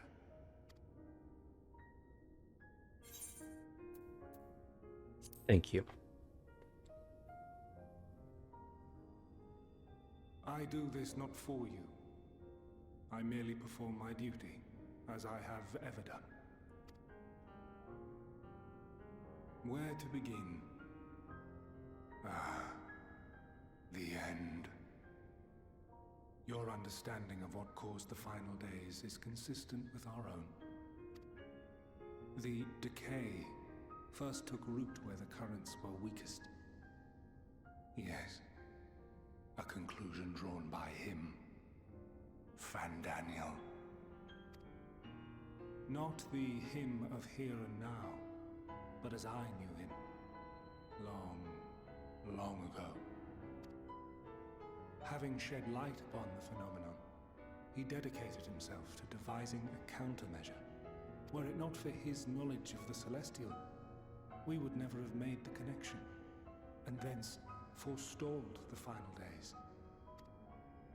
And though he inherited that noble soul, how different this last incarnation, so consumed by self-loathing and hate.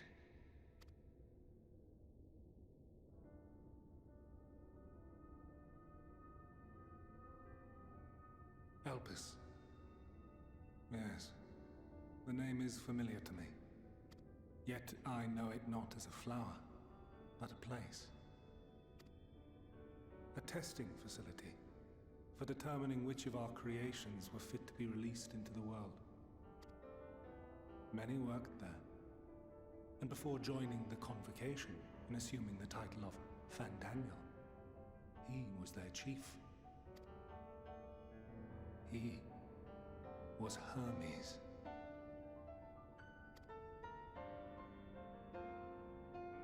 I'm confused. I thought Hermes was... That is all I know.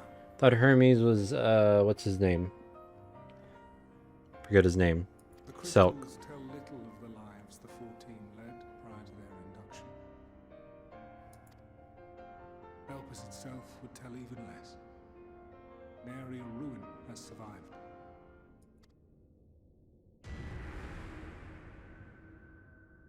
Wait. I saw you there. In Elpis. No. I did not. But I did. I did. A lingering trace of impossibility. And a truth that fills my heart.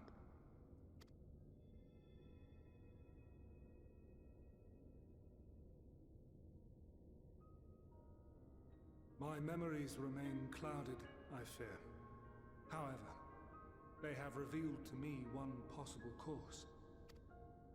You must travel to Elpis, to the time when Hermes served as its chief. So... I'm confused a little bit. So In glimpsing the Exarch's memories, not only did I make his summoning magic mine own, I also mastered the workings of this tower. So, Emmett Selk was the chief of that place, but I thought he said he was talking about Pandaniel at that part too. Absorbed my empowered essence, now harbors an abundance of energy. As such, I believe I can deliver you unto the past, unto that place and that precise moment. Time traveling? Given the eons that must be traversed, the gateway will not be fully formed.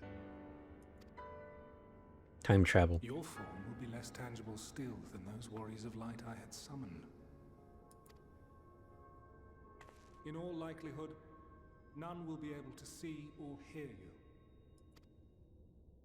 Yet even should you manage to interact with others, you will be unable to effect meaningful change. For the reality you wish to save, the reality to which you must return, exists as a result of the final days. You cannot reshape the past to undo the tragedies of the present. Cannot unmake the sorrow and suffering fated to come. In full knowledge of this, will you still entrust your life to your foe and make the journey?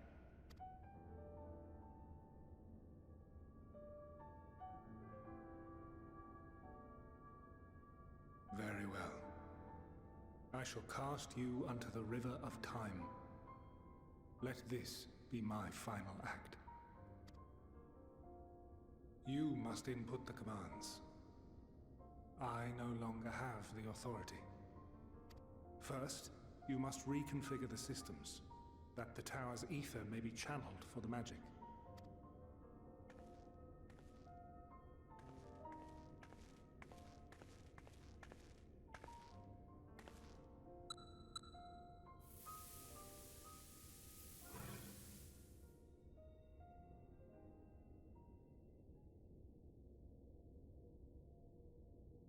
The preparations are complete.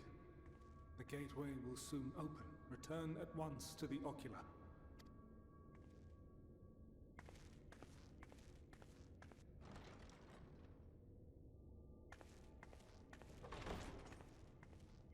Well, it was a short trip here.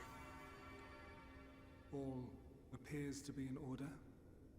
The ether flows unimpeded. The magic should consume every last mote of my essence. Why are you surprised? Did I not say that this will be my final act? Lord Zodiac is no more. There is nothing for me here. The ones I love and long to see again are waiting in that promised land, beyond memory and dream.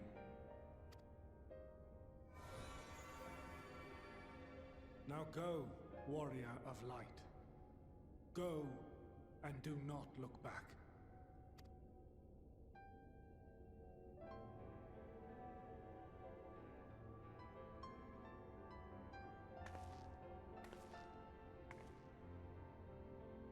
Well, Heidelin, I take my leave of you. Yours is the mantle of the last of us. May you have the joy of it, the burden, and the solitude. It falls to you now. You and your champion to save our star.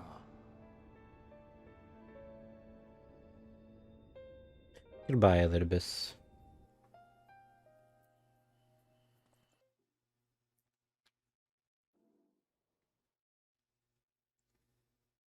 So in the past now.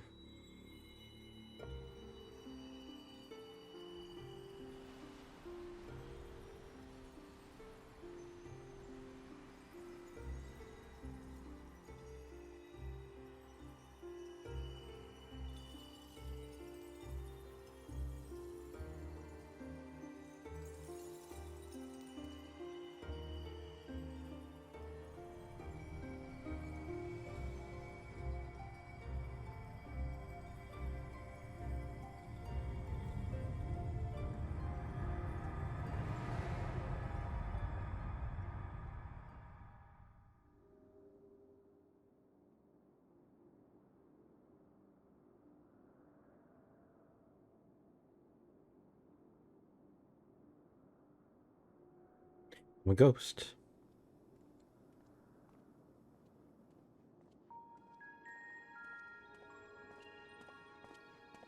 Damn tall ass bitches.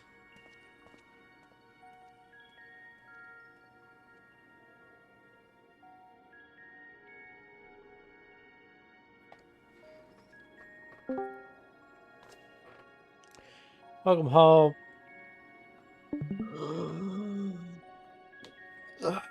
There.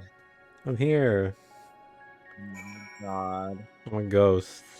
I gotta shut up. I gotta shut up. You gotta shut up. I mean, until you finish this whole area, though. The device is reminiscent of an aetheryte, perhaps possibly attuned with it. I'm tuning. I gotta go pee, so I'm gonna be back. No, you can't. Uh, This is all the lore that we've ever wanted right here in this area. I see. Well, I gotta be back. I gotta go pee. Welcome No. home. Welcome home. I'll be back. Well, Hello. I love you. I'll be back. Okay, I am back. And gonna go for 1 more hour. And be done for the day. The man stands dutifully by the Aetheryte-like device, a guide for this facility in all likelihood. Try talking to him. Attempt to get the man's attention, but if he sees or hears you, he gives absolutely no indication. As Elizabeth is warned, it appears your form is intangible.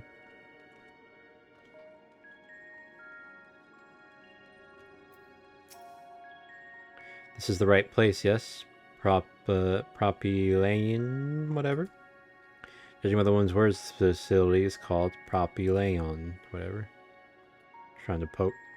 You attempt to gently prod the woman to attract her attention, but feel nothing, and it seems neither does she.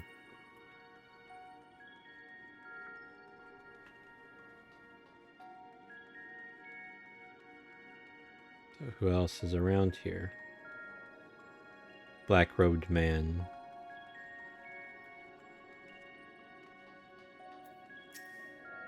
The remarkably large man wears a black robe and a half mask, and a half mask, much like the phantoms you encountered in Mare Lamentorum in the recreated Amarat. It would seem you have made it to your destination. That's funny, my tail went up like that. You gesticulate wildly and shout all manner of greetings and obscenities, but the man does not so much as glance in your general direction.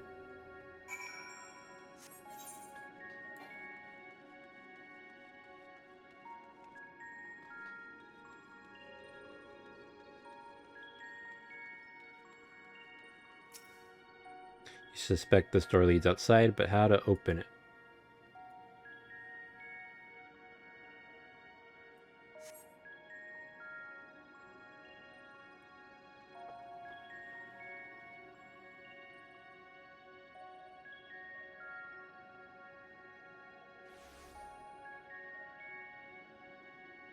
And here we are, Elpis. Well, well, how rare to receive you in person. To what do we owe the honor? Oh, just a few odd tasks. We'll be here a while. You're welcome to stay as long as you see fit, of course. As a matter of procedure, however, I must ask that you kindly remove your masks.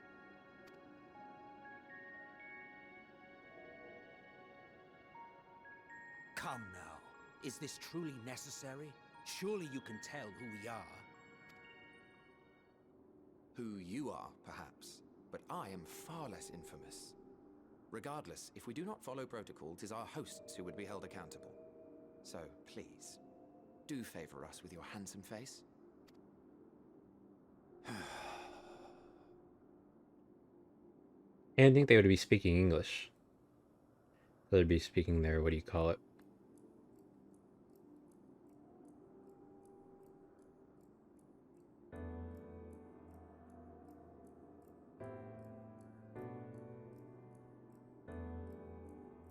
I don't recognize them. But they're gonna be probably Emmett and someone else. Does he see me?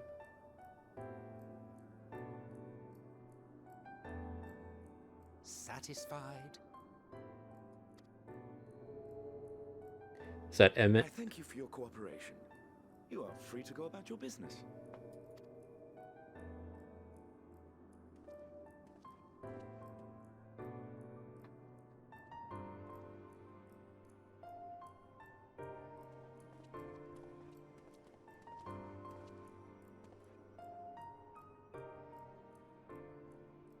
By the by, you see it too, yes?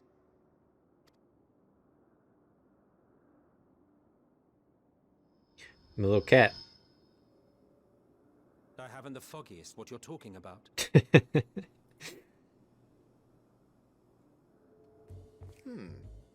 That's odd.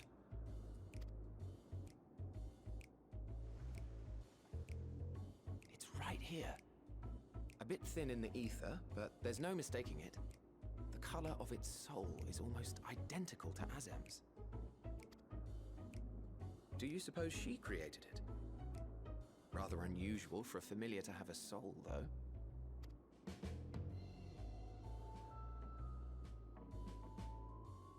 Don't ask me. All I know is that it's trouble. Doubly so if it's her spitting image. So let's leave it be. Come now.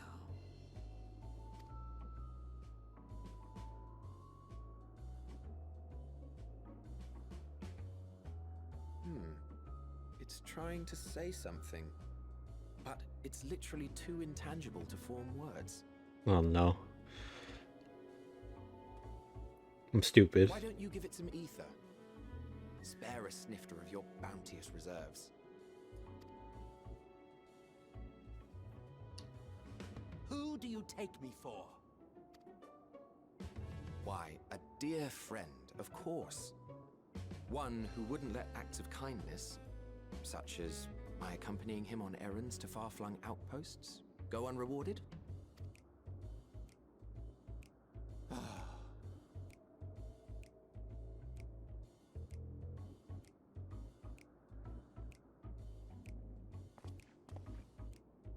I suggest you close your eyes, or this may be unpleasant.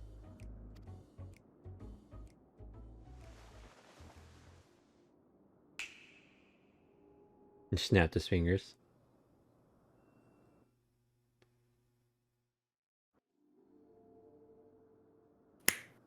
You may open your eyes.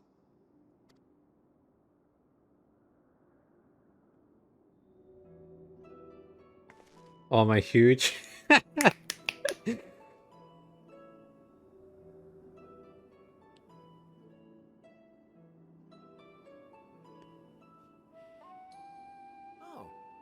you even adjusted its size. I'm huge. I love Emmett. Oh, you even adjusted? Oh, I don't know how to read. The better to indulge your whim. This way, it will be easier to communicate. How very thoughtful of you. And may I applaud your artful reinforcement. Without further ado then. Oh, typo. I am Hythlodaeus. Hythlodaeus. Bureau of the Architect. It's Hythlodaeus. Sulking beside me is the most honorable Emmett Selk of the Convocation of 14. And how might we address you, my new friend?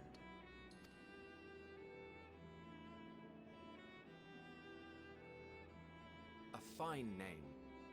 And I'm pleased to see you understand our words.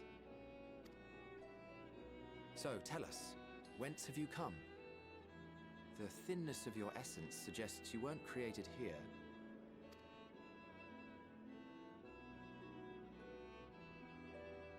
You do not know? Or cannot say? Allow me to ask a different question then. What brings you here?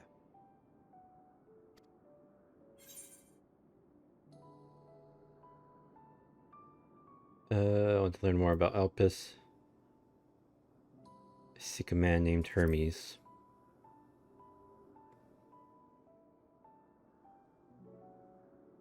Well now, the same as us. Perhaps Azim wished to come too, but had to settle for a familiar. If she truly wished to be here, then she would be. Right you are. My apologies if we've given offense. The two of us can discern the color of souls, you see, and yours happens to resemble that of a friend. And with your purpose matching our own besides, we jumped to a hasty conclusion. We are here to speak with Hermes, the chief overseer of this facility, which we also intend to tour in order to gain greater insight into the man's work. We, I say, though this is Emmett Selk's charge. I am here only to serve as his guide. And I should be happy to serve as yours as well, by way of an apology for the misunderstanding. Wait, are you suggesting that we bring it along on official business? This thing we know next to nothing about? If you harbor suspicions, better to keep it close than leave it to its own devices. Wouldn't you agree?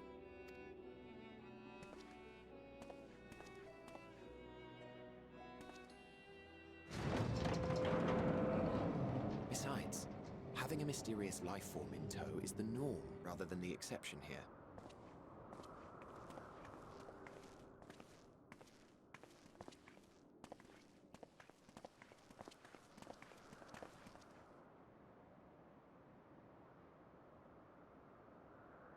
Welcome, my friends, to the testing ground of creation at Heaven's Edge, Elpis. The world unsundered.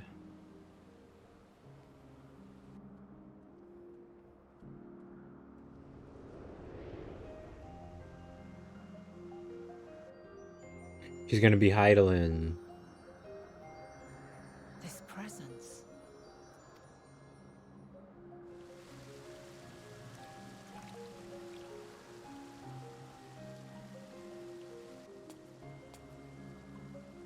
Hermes!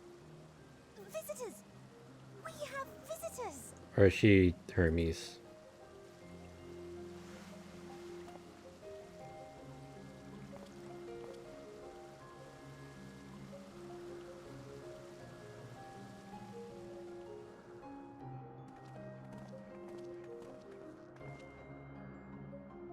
What secrets are you hiding, I wonder?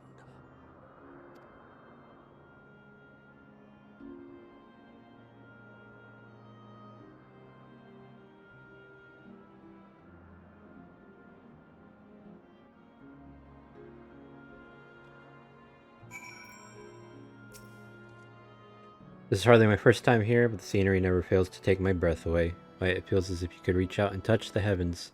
Now then, to begin our guided tour, perhaps you already know these things. But for the sake of our thoroughness, I shall start with the basics. Using concepts to give shape to ether, creation magics allow us to bring forth anything we desire, be it inanimate objects or living beings. Anyone may conceive of concepts, but they must all undergo evaluation at the Bureau of the Architect. As part of that process, living beings and certain arcane entities may be sent here to Elpis for in-depth observation and study. Fascinating facility, isn't it? I dare say you will enjoy touring it with us.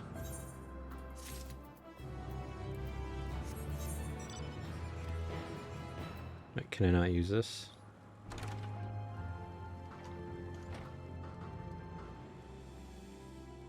I feel huge on this bike. Like,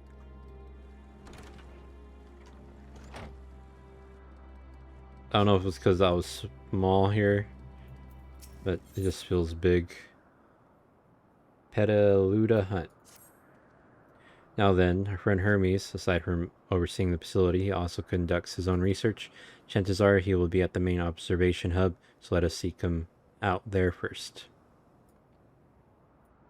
Attired as you are, however, you stand out a little too much. Our dear Emmett Selk wishes to keep a low profile for his errands, so do you know how to make a robe? The basic concept will do.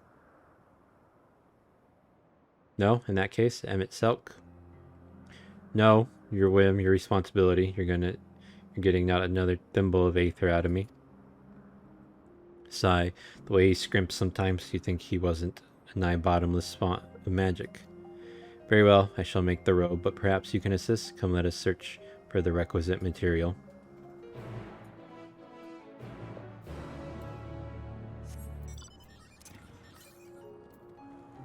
Northwest, huh?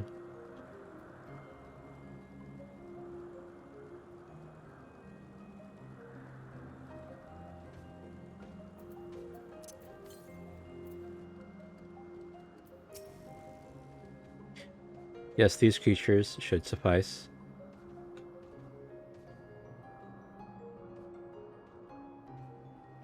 An etheric rope. I want you to use it to capture, shall we say, 2 petal low die. There are 3 species here, I believe. Any 2 different kinds should serve. Now, I should mention that the strength of the rope is tied, no pun intended, to the strength of its user. As your aether is still thin compared to ours, you'll need to weaken the petal dye first. Good luck.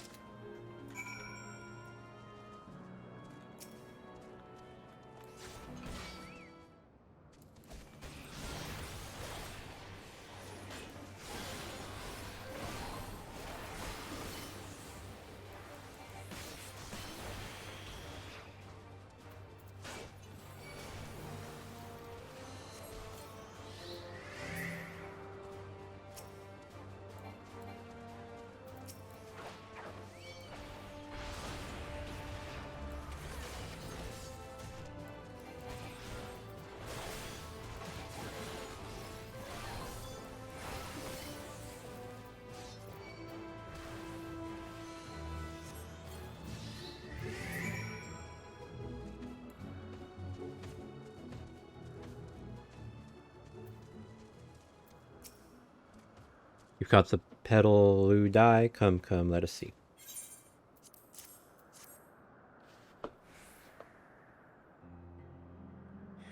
Yes, these fine fellows will do nicely. Now for a spot of reversion.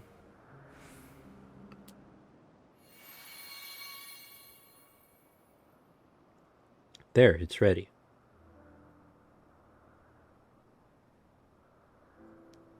It's nothing fancy, but then we're trying not to stand out. Try it on for size.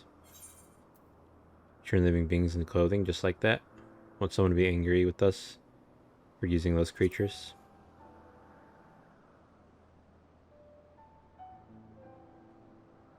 Oh, it's fine. There's no one around to tell us off. Besides, we can always make more petal dye. They only need a tiny amount of aether.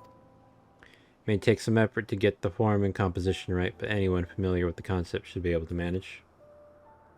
Well and good to disguise and educate it, but it won't fool anyone who can see worth a damn.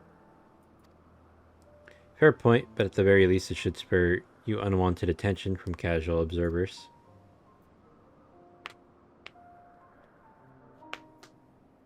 Emmett Selk speaks true. Even dressed like us, your unusual nature will be plain to those who think to look. Should someone question your presence, don't make up excuses, much less try to explain what you actually are. No, best to simply say that you're a familiar. The question is whose? Of course, Asm's. If you say you belong to her, people will give you the benefit of the doubt for any and all outlandish behavior. Exploiting our associate's absence? For lack of her presence, absolutely. Were she here, she'd have been the first to propose the idea, and you know it.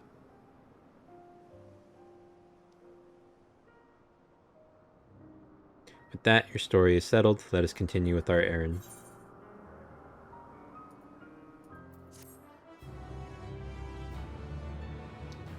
Do I really need to equip this shit?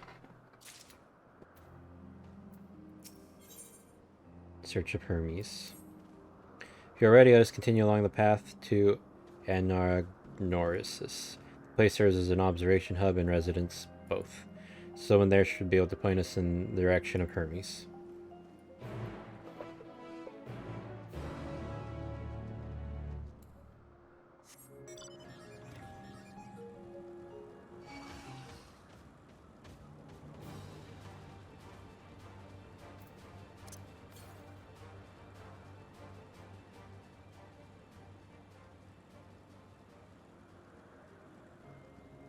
Something west.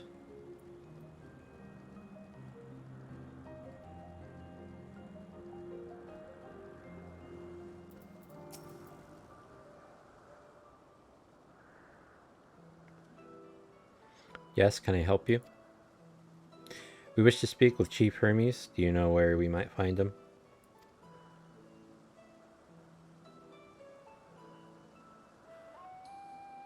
Well now, by your mask, I assume you're one of the 14. I wasn't aware there was to be a visitation. Between you and us, it's something of a surprise. Your discretion in the matter would be appreciated. I see, my lips are sealed. The chief should be out conducting observations as usual. His focus of late has been aquatic creatures, so I expect you will find him on one of the pools here. The pools, you say? Many thanks, and apologies for disrupting your work. I say, Hythlodaeus. Well, I've never met Hermes. You know him well, do you not? That being the case, couldn't you simply find him by his ether? Aye, that I could. As you know, MXL and I can discern the color of souls. On the same token, we can also see Aether quite keenly and from great distances. With the skill, I could readily locate Hermes, but I felt that it would be a waste of an opportunity. We're here to perform an assessment, after all. By searching the ordinary way, we stand to gain insight into Elpis and the man in charge of it. This is as much for your own enjoyment, like as not, but point taken. If you're going to accompany us, make yourself useful and help us look for Hermes. According to his profile, he has short, dark hair. So you know it's because we're in Elpis that we don't have our cowls up, a special exemption due to the need to be aware of dangerous creatures. Elsewhere, we do not exhibit our individuality. It's unseemly, this is all common sense, but I would not assume you possess any. It's a rare treat indeed to be able to search for someone by their appearance, and I thank you for humoring me. Come, let's find our men.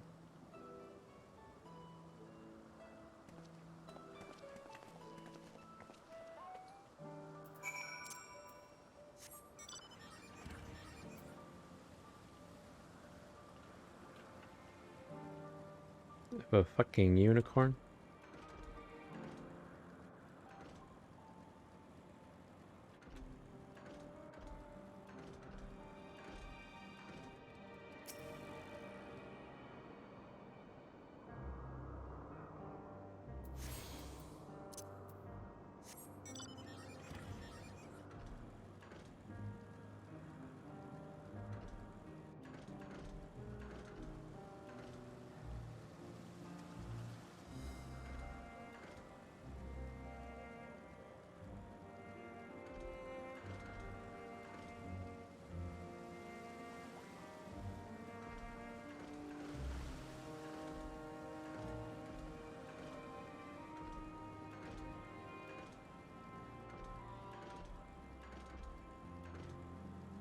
Oh, there he is.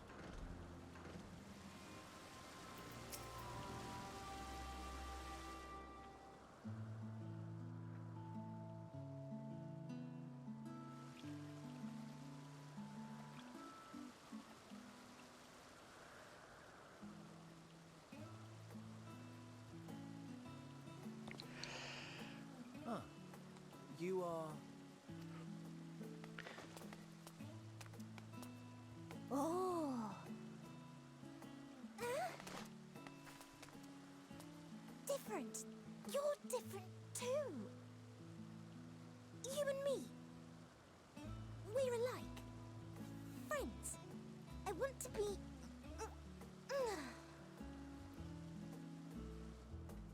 Wait. Please. Wait.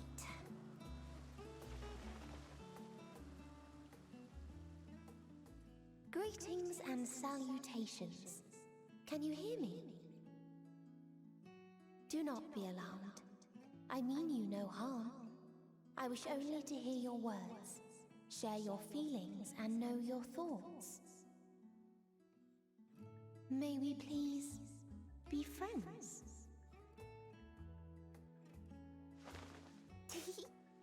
May we please be friends?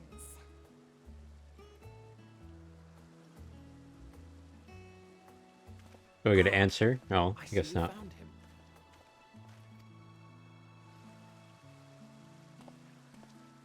Hythlodaeus.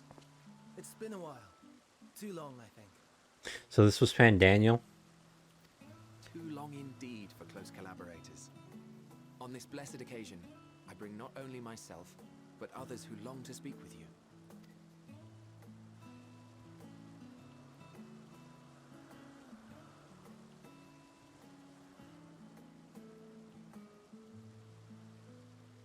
You are of the convocation. Emmet Selk at your service. Do I have the honor of addressing Hermes, Chief Overseer of Elpis? You do. You have traveled far for it. Given your facility's purpose, its remote location is something of a necessity. Would that I didn't have to rely upon a guide. Oh, you wound me. Have I not ever been an attentive and helpful friend? But moving along to more agreeable company, this one we chance to...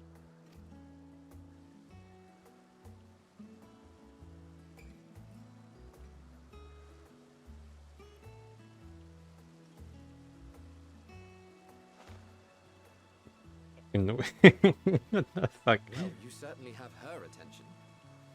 Is she one of yours, Hermes?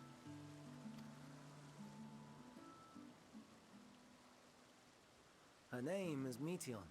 It means shooting star. Meteon. If I may make an observation, her ether is terribly thin. I fear she might dissipate at any moment. Nor do I believe you've made a submission to the Bureau. I would remember such a concept if you had. I haven't, as you say. I judged it too early.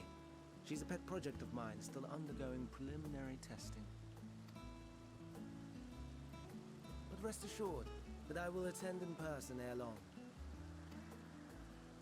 Very well. Being an authority on flying life forms, I appreciate that you are exacting in your work. I shall look forward to your submission. If we have finished with the perfunctory chit-chat, I would discuss official matters. By my coming, I trust you already anticipate the subject. I have an inkling, yes. Please wait to the main building yonder.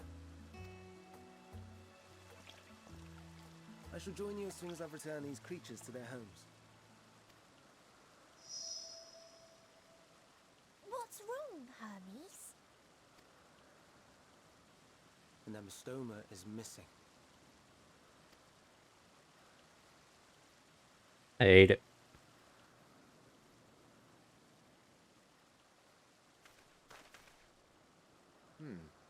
I may have found it.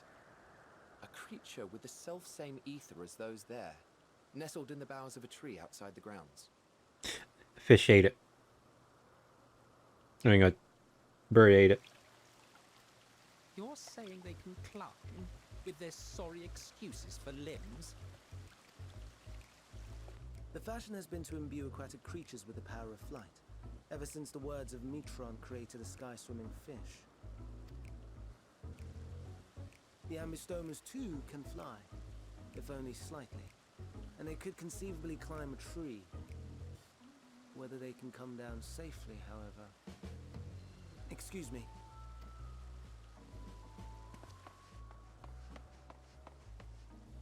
I'll help, too!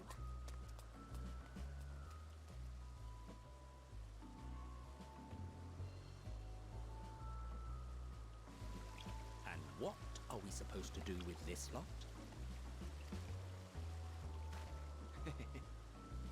May I suggest we split up? If you would be so good as to assist Hermes, Emmett Selk and I shall keep an eye on these adorable creations in the meantime.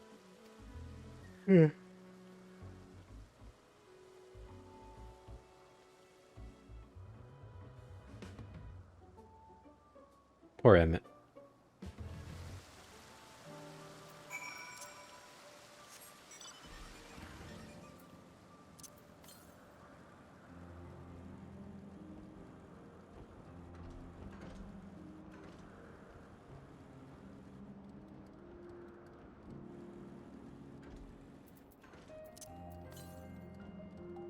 Northwest. Seems Hermes and Meteon, whatever, found the core creature known in this age as an ambystoma. Yet though it has been safely extricated from the tree, Hermes appears to have found himself in quite the predicament. The ambystoma, Hermes saw it high up the tree. He climbed up to get it, but it jumped on him and he slipped. Oh, you need a hand. Grunt, no, I'm fine. Feel a little embarrassed. Now, for your own safety, please stand back.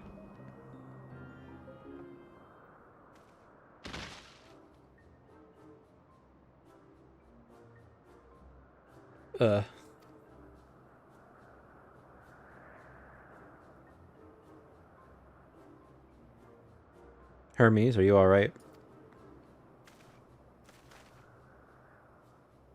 Quite alright, yes. Apologies for making you worry, Medion. Both you and, Cheese Nubs, you are called, an intriguing name, somehow reminiscent of a new creation. Thank you for coming after me.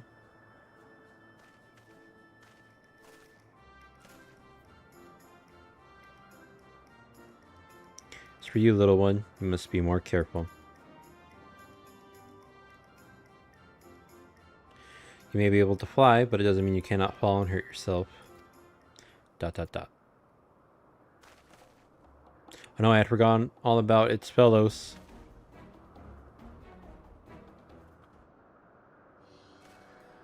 Truly, what a relief. I must thank Emmet, Selk, and Hythlodaeus when I return to them. First, with the distractions out of the way. As Chief Overseer of Elpis, permit me to welcome you to our facility. I hope you will enjoy your time here.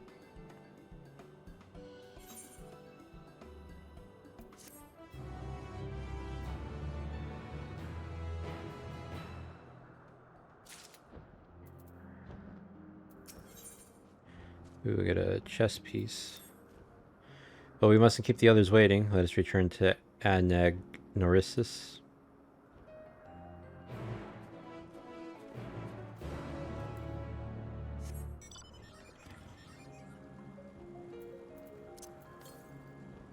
I want to get this one that's northwest.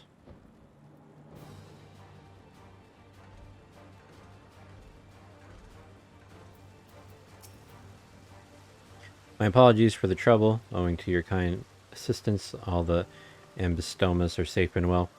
I'll presently send them back to their space if you would go on ahead to the main building. Upon entering, you'll see a table and chairs, a meeting area. We may speak there.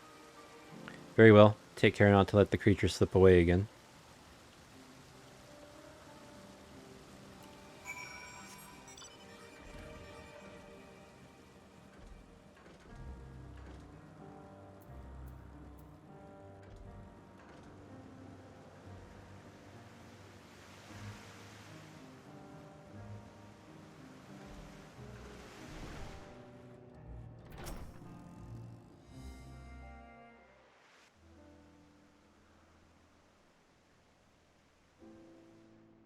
This appears to be the place. And here is where we part ways. We will be discussing highly sensitive affairs.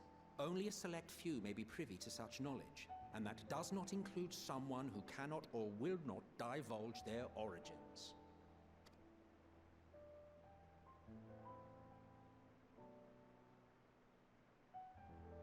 What? Will I have to remove you by force?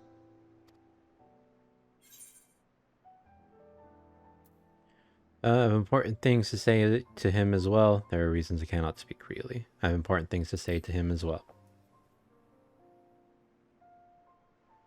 Yes, I'm sure your business with Hermes is quite pressing. You may speak with him to your heart's content after ours is concluded.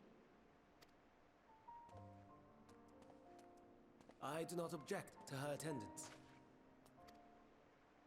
Hermes, this is highly irregular. Perhaps, but I believe she can be trusted. Meteion would not have taken to her so quickly otherwise. Moreover, the presence of a third party may help me to maintain composure.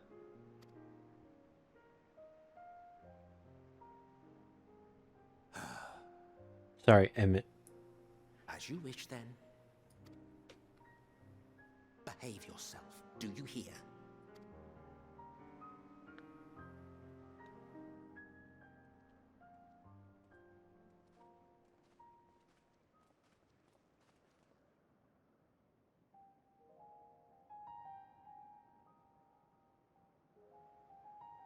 So, it's finally happened then.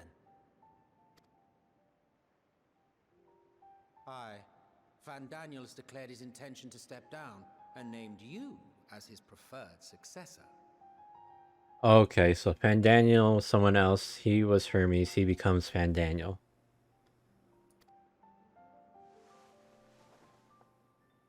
But I don't think this is the same Fandaniel that I killed. Your works, the convocation is giving the recommendation due consideration.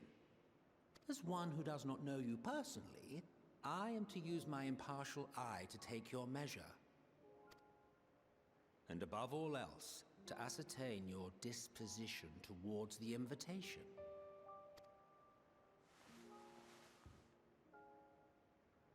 I understand that you and Fandaniel are close. He himself was once chief overseer of Elpis after all. I should not be surprised if you knew before anyone else that he wished to relinquish his office. I did. He told me that when he fulfilled his purpose, he wished to pass the torch to me. A torch you seem none too pleased to accept. Are you so averse to serving on the convocation? No, it's not that. For a humble researcher like myself to even be considered is an honor beyond words. No.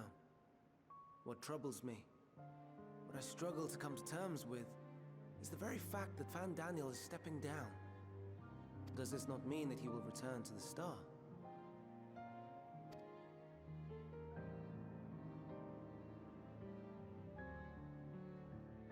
Of his own volition, yes. Like so many others have before him. Oh, is this... So does this be after the final days already? Is this Zodiark is already alive? Return to the star? Does that mean die? Well now, that's not a word I hear often. Is that what you say here in Elpis?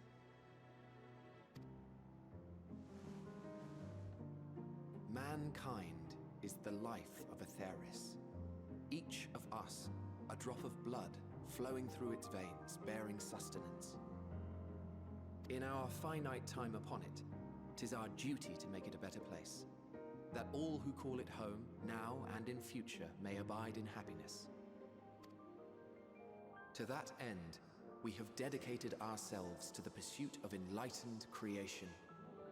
And by our efforts did we transform this once untamed wilderness into the peaceful paradise you enjoy today. To return to the star whence we came is a privilege afforded to we who have so loved and nurtured it. A choice embraced by those who have lived their lives to the fullest, in service to our world.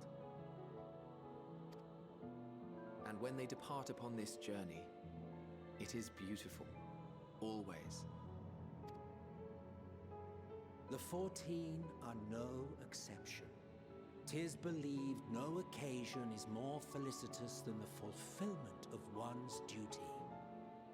Our office becomes our lives, and to retire is to return, or so the majority of us hold. Some few have elected to eschew custom.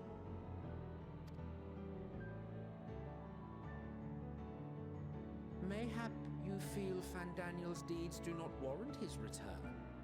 Yet you should know his accomplishments as well as any. During his time, he conceived of countless outstanding concepts. And channeling the wealth of experience he attained here in Elpis, he brought forth many new specimens. I know of all this. I do. It's just... I cannot fathom why someone so great and wise, who could still do so much good, would want to end it all.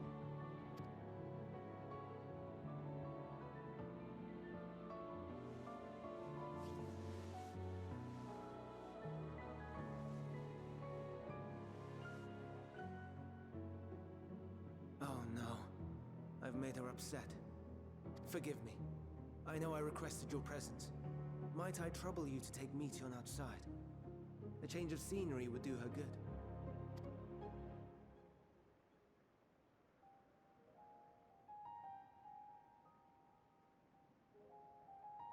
Gonna disappear.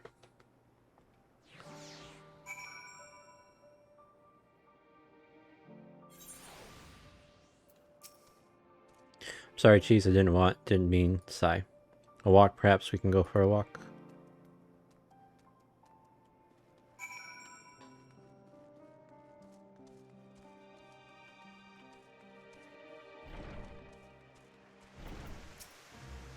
Hermes gets sad when he thinks about death. When others are sad, I'm sad too. That's how I am, how he made me. But don't worry, I'm fine now. So why did you come here? She's kind of like the flower. I wonder if she like reacts like the flower. You want to learn about Elpis and Hermes? Ooh, I teach you. I can teach you. We could take turns. I tell you something, then you tell me something. Sounds like fun. It will be, it will be. Where to start? Ah, yes, let's talk to Memnon. He should be near the Aetherite. I'm not good at explaining, but Memnon is, so I'll have him explain instead.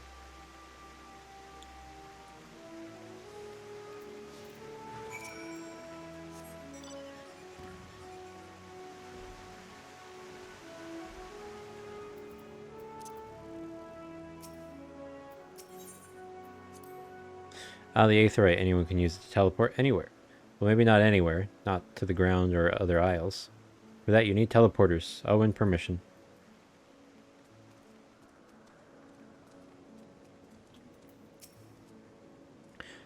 And what have we here?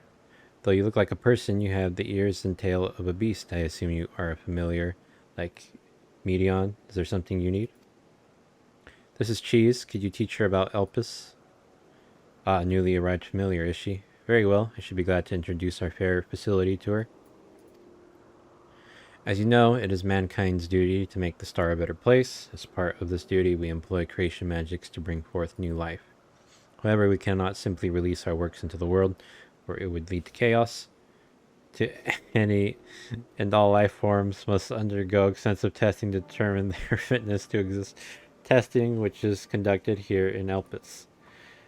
Every candidate is subjected to rigorous study in which we identify their properties, surmise what habitats might be suitable, and speculate as to the effects they may have on the environment and other species. Should it be judged a beneficial addition to the star, it will be allowed to take its place in the world. Two of you, were created with the hope of making the star a better place. So heed your master's will and be good, do you hear? We will, Memnon, we will. Thanks for the lesson. You had a turn, now I get a turn. What the fuck? Why is everyone here? I thought you were doing something. What the fuck are all these people? Dude, there's 20 people on this thing. Oh, they're gonna go. Are they doing like hunts or something? Probably. Hunt train. You see. Jesus That's Christ. so cool. That's the first time I've ever seen that happen. Me. Yeah. God. I thought a streamer was here or something. Oh Alright. God. Where did you come from? Anyway, I wanted to show you. This is the gemstone trader for this area. I'm still talking to the what do you call it? From a place far, far away. From a place facing a from a place far, far away. Then I probably don't know it. I don't know much about other places. But this place is important to you, I can feel it. All my power, I haven't told you about it. A creation, let's find a creation, one not being watched, then I'll explain my power. I think she already gave me that, what do you call it? I think I can take her.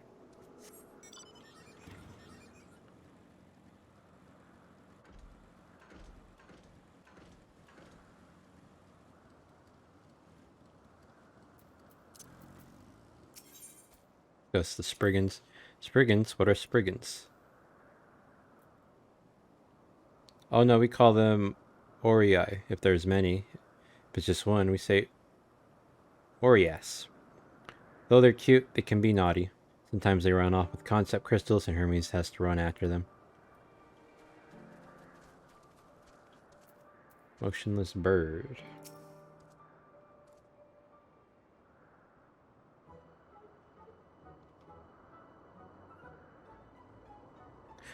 Oh, this creation is perfect. But I don't remember seeing it before. Perhaps it's new. Anyway, I'll try reading its mind. That's my power.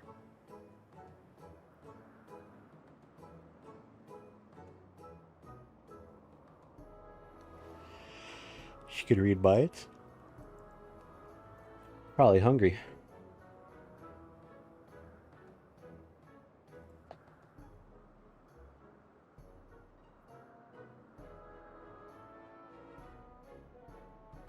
I can't read it. Maybe there's nothing to read. Wait, please. Wait, I'll try again. With you this time.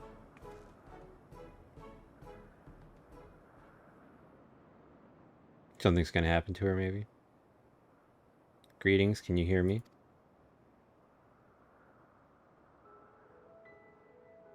This is my power. I can read the emotions of those around me and project my emotions to others in return. I'm not actually speaking to you in your mind, rather you are converting my emotions into words and intention, a process performed subconsciously by intelligent life forms. This ability is vital to my mission, for it allows me to interact with intelligent beings even should they communicate via unknown languages or other nonverbal means. As a consequence, I am clumsy at speaking. Yet though I struggle to express myself in this fashion, Hermes wants me to speak as much as possible, for everyone has thoughts and feelings that they may wish to hide. I harbor an affection for you, one that is difficult to define. Aside from the fact that you share common traits with us, your thoughts are complex, prismatic. They draw me in and leave me wanting to know more. Out of respect for your privacy, I will refrain from using my power when speaking with you. Nevertheless, I want you to know that I wish to be your friend.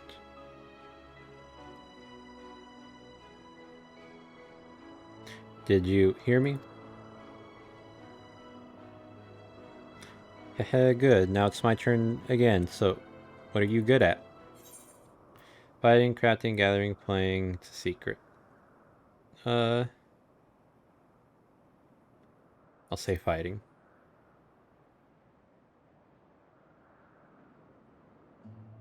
Ooh, fighting. That must mean you're strong. Hermes is strong too, but he doesn't like to fight, even when creations fight him.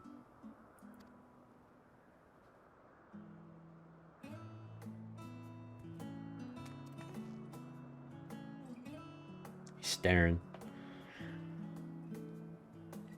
I think we might be bothering it.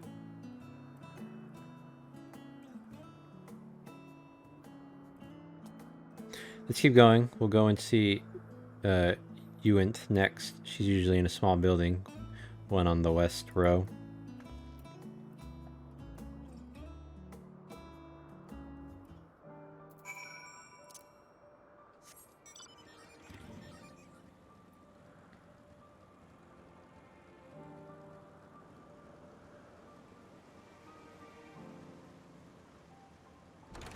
Toasty there waiting.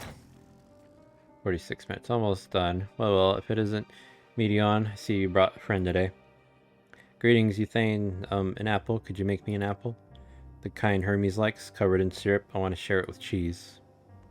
Oh, candied apple? Hermes is certainly partial to them, but you know you can't eat Medion. You weren't made to do so. But I like it too. It may seem that way, but it's due to your ability to share others' feelings. You've taken Hermes' likes for your own. In any case, I can't prepare an apple right now, but I'll bring one for Hermes soon, I promise. I'm sorry, Cheese, I wanted to show you my favorite thing, then I could ask about yours, but I failed. Tell her what you like.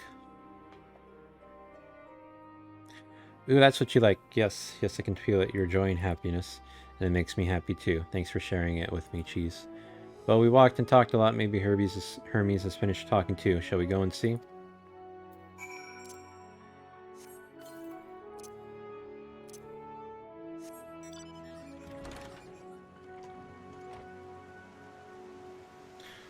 Zoom.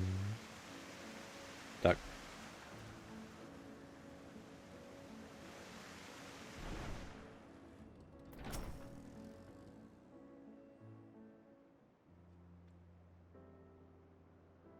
There you are. I can see the fresh air has done Meteon good. She's wanted to learn about you and Elpis, so I taught her. About this place, about my power, about your favorite food. Not sure if that last one will be of any use. But I do appreciate you keeping Meteon company while you were away. Finished speaking with our guests. Finished? Hardly. You requested time to consider the invitation. So we had no choice but to occupy ourselves with an inspection of your work.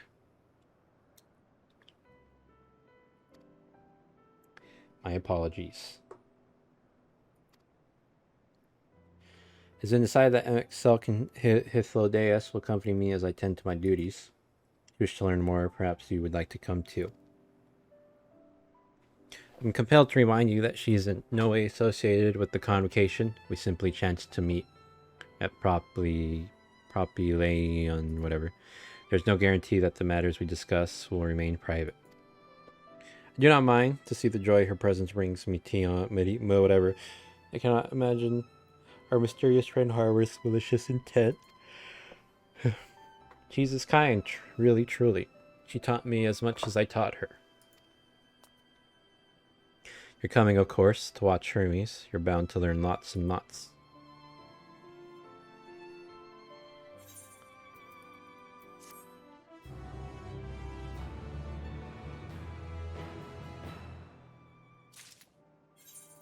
What does this say? I mean, I know it's a thing, but I don't know if I had gotten something previously. 539. It's pretty cool.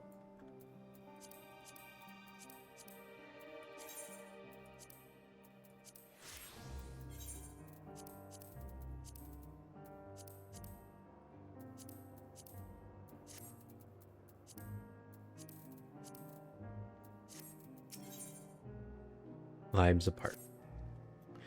If everyone is ready, there are a few creations I need to check on. First, we shall return to the spot where we found our wayward Abyssoma, whatever. Have care when you step outside a hub, for there may be more unruly creatures about.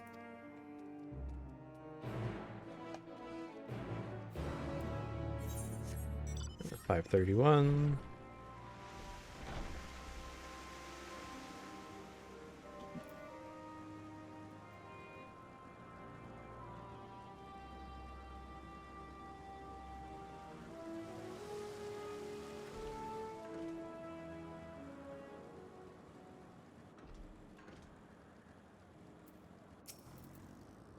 This here is a new species of Petalluda we recently set loose. It's been doing very well, managing to maintain a stable existence thus far. If it can see its observation period to the end without issue, we shall release it into the world. Tell me, do you know the difference between living beings and arcane entities? It is the presence of a soul, yet the soul isn't something you can choose to have at will. No, it manifests only in those beings whose forms adhere to the laws of creation that can endure on their own. Beings that do not fulfill this requirement, such as those spontaneously born of magic or natural phenomena, do not have souls. No matter how much it might resemble flora or fauna, if it lacks a soul, then it is considered an arcane entity. So you see, it is not for mankind to decide what is living. That domain lies beyond our manipulation, and it is hubris to assume otherwise. But come, let us head to the nearby beacon. I've received a report that arcane entities have gathered there.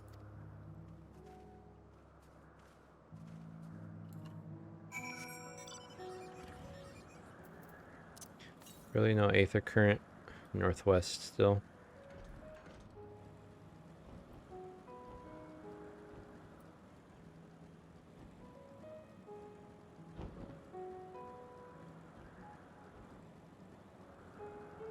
This will probably be my last quest because of the time. It's already 10:52. Ah yes, lightning pneuma, just as the report said. Although we call this structure a beacon due to its form, it's in fact a magical device. By manipulating the balance of elements, it keeps the isle airborne and maintains the climate thereupon. In the course of its operation, it often sees an internal shift towards a given element. Right now that element is lightning, which draws the pneuma here to replenish their aether. It appears Medion is busy. Would you care to assist me in her stead and feed the pneuma?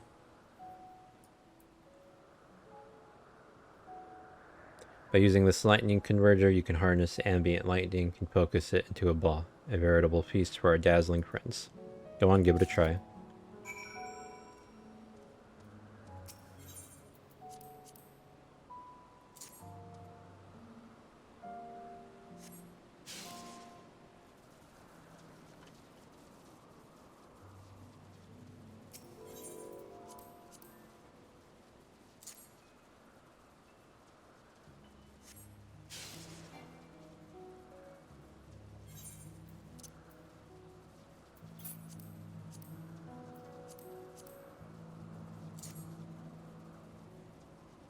Are you set to hit one?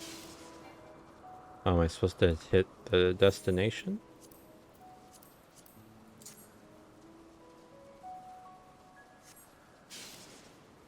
Oh, thought I was supposed to hit them with it.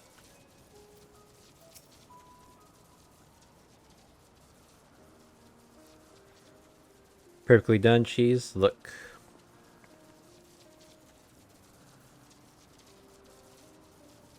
See how they gather to feed, how they express themselves through their actions despite their lack of words. Speech is not the sole defining characteristic of a thinking, feeling creature, nor is silence an indication that they do not possess these qualities. Be it a soulless arcane entity such as the pneuma, or ephemeral life form such as the Petaluda, all seek to perpetuate their existence to survive. Is Medion an arcane entity?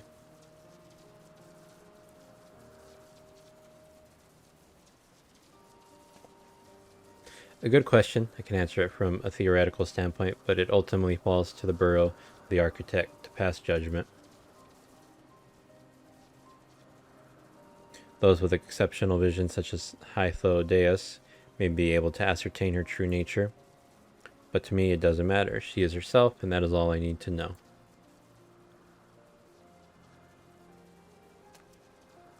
Oh, you finished already? I'm sorry, I was in the way. Not to worry, my dear. They missed nothing of note, and we still have plenty of work for them to observe. Next, we will head east to the Morning Dew. I need to speak with some observers there.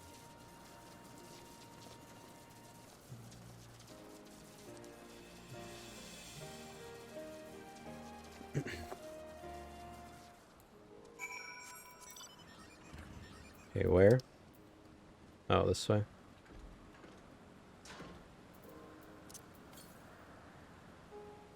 Oh, maybe I can actually get a thing here.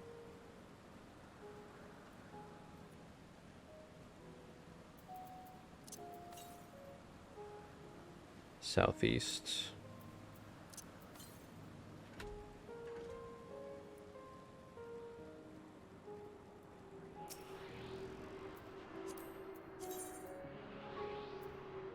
No blue quests yet.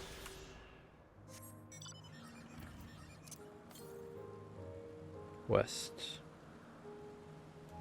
It's the goober.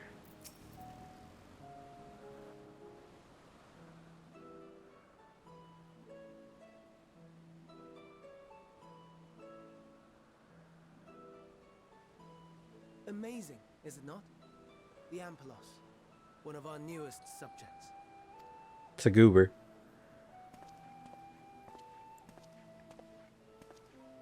So, how are we coming along?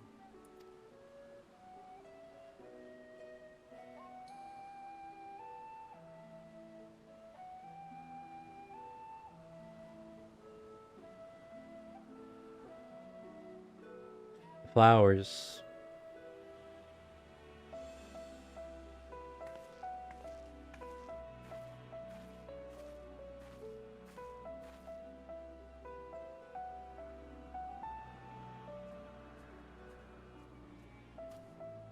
This place is Elpis. Those flowers. Elpis. Entelekis, like me. Intelekis. The fuck are you saying? They are a product of Elpis, and so named for their birthplace. Yeah. A happy accident, born of the hands of a former researcher who loved beautiful blossoms.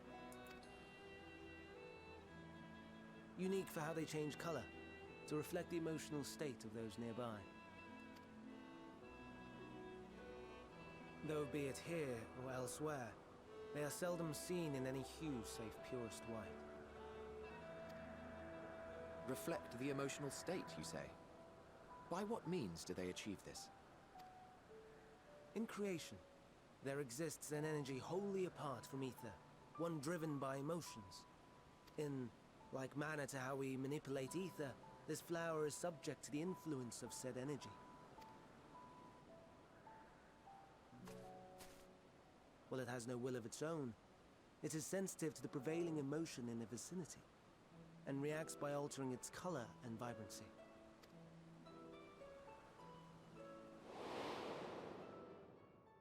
Akasha? It is one of the unseen energies defined by Harnish alchemical theory.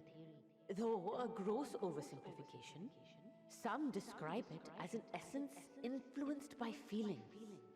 Akasha?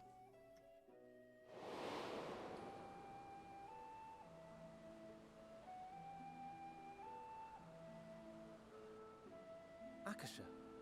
Though I'm not familiar with the term, your description suggests it is the self-same energy. Dynamis, we call it.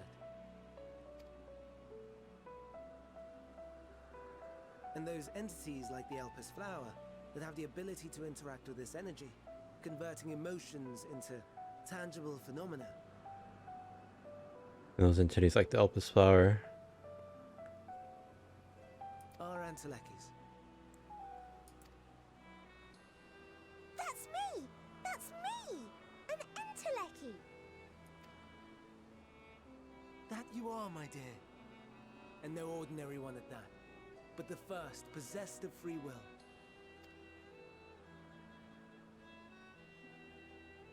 Wait. A form of energy other than ether? Dynamis? I've never heard of such a thing.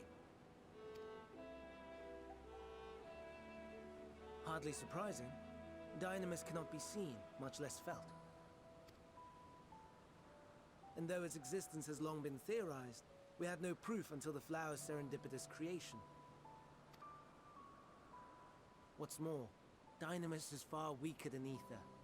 Under normal circumstances, its effects are drowned out by the latter, on account of which, beings comprised of and reliant upon the ether, like you and I, are unable to make practical use of Dynamis.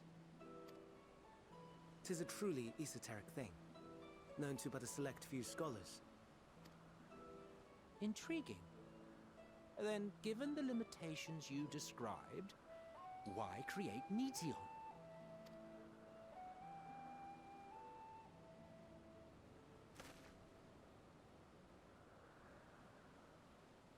Our star, Aetheris, is especially rich in ether, so much so that its name is derived from it. However, when we consider all energy in existence here and in the vast space beyond, Dynamis may account for as much as 68.3%. The more abundant form by far. Were we able to control it, we could open the door to limitless possibilities. 'Tis not unlike a gently flowing stream, unable to break through the dam of ether barring its path. But if we could imbue this stream with the vigor of a raging river...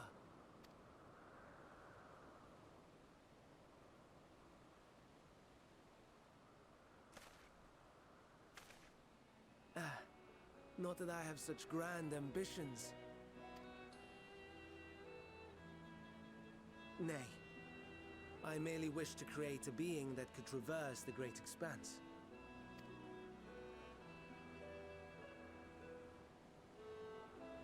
The relative scarcity of ether beyond the bounds of this star was a concern. And so, I looked to another source of energy by necessity.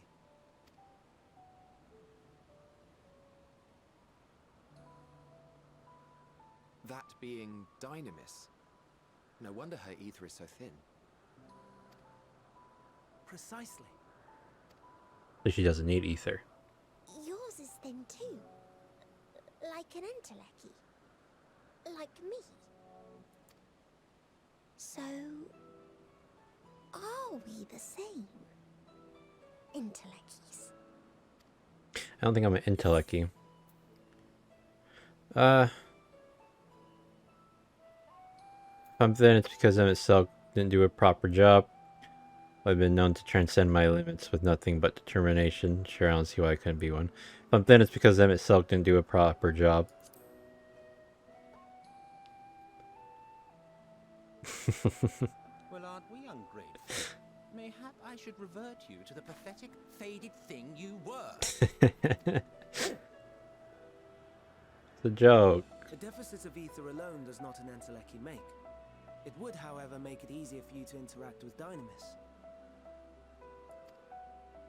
And limited though its influence may be, this quality could prove the difference between victory and defeat. You'd do well not to underestimate it.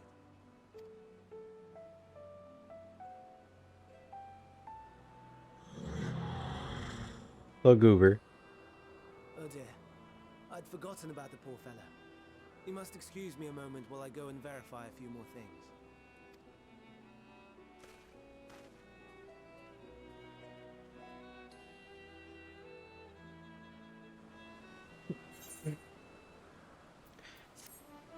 And that is it for today. Hope you have a... Oh, wait, cutscene. Nope. So have a good day. Morning, night, evening, afternoon, whatever time it is for you. I'll come back and play more tomorrow, probably. And I don't know if there's anything to say. And since Toasty's here, Toasty, I love you. And penis.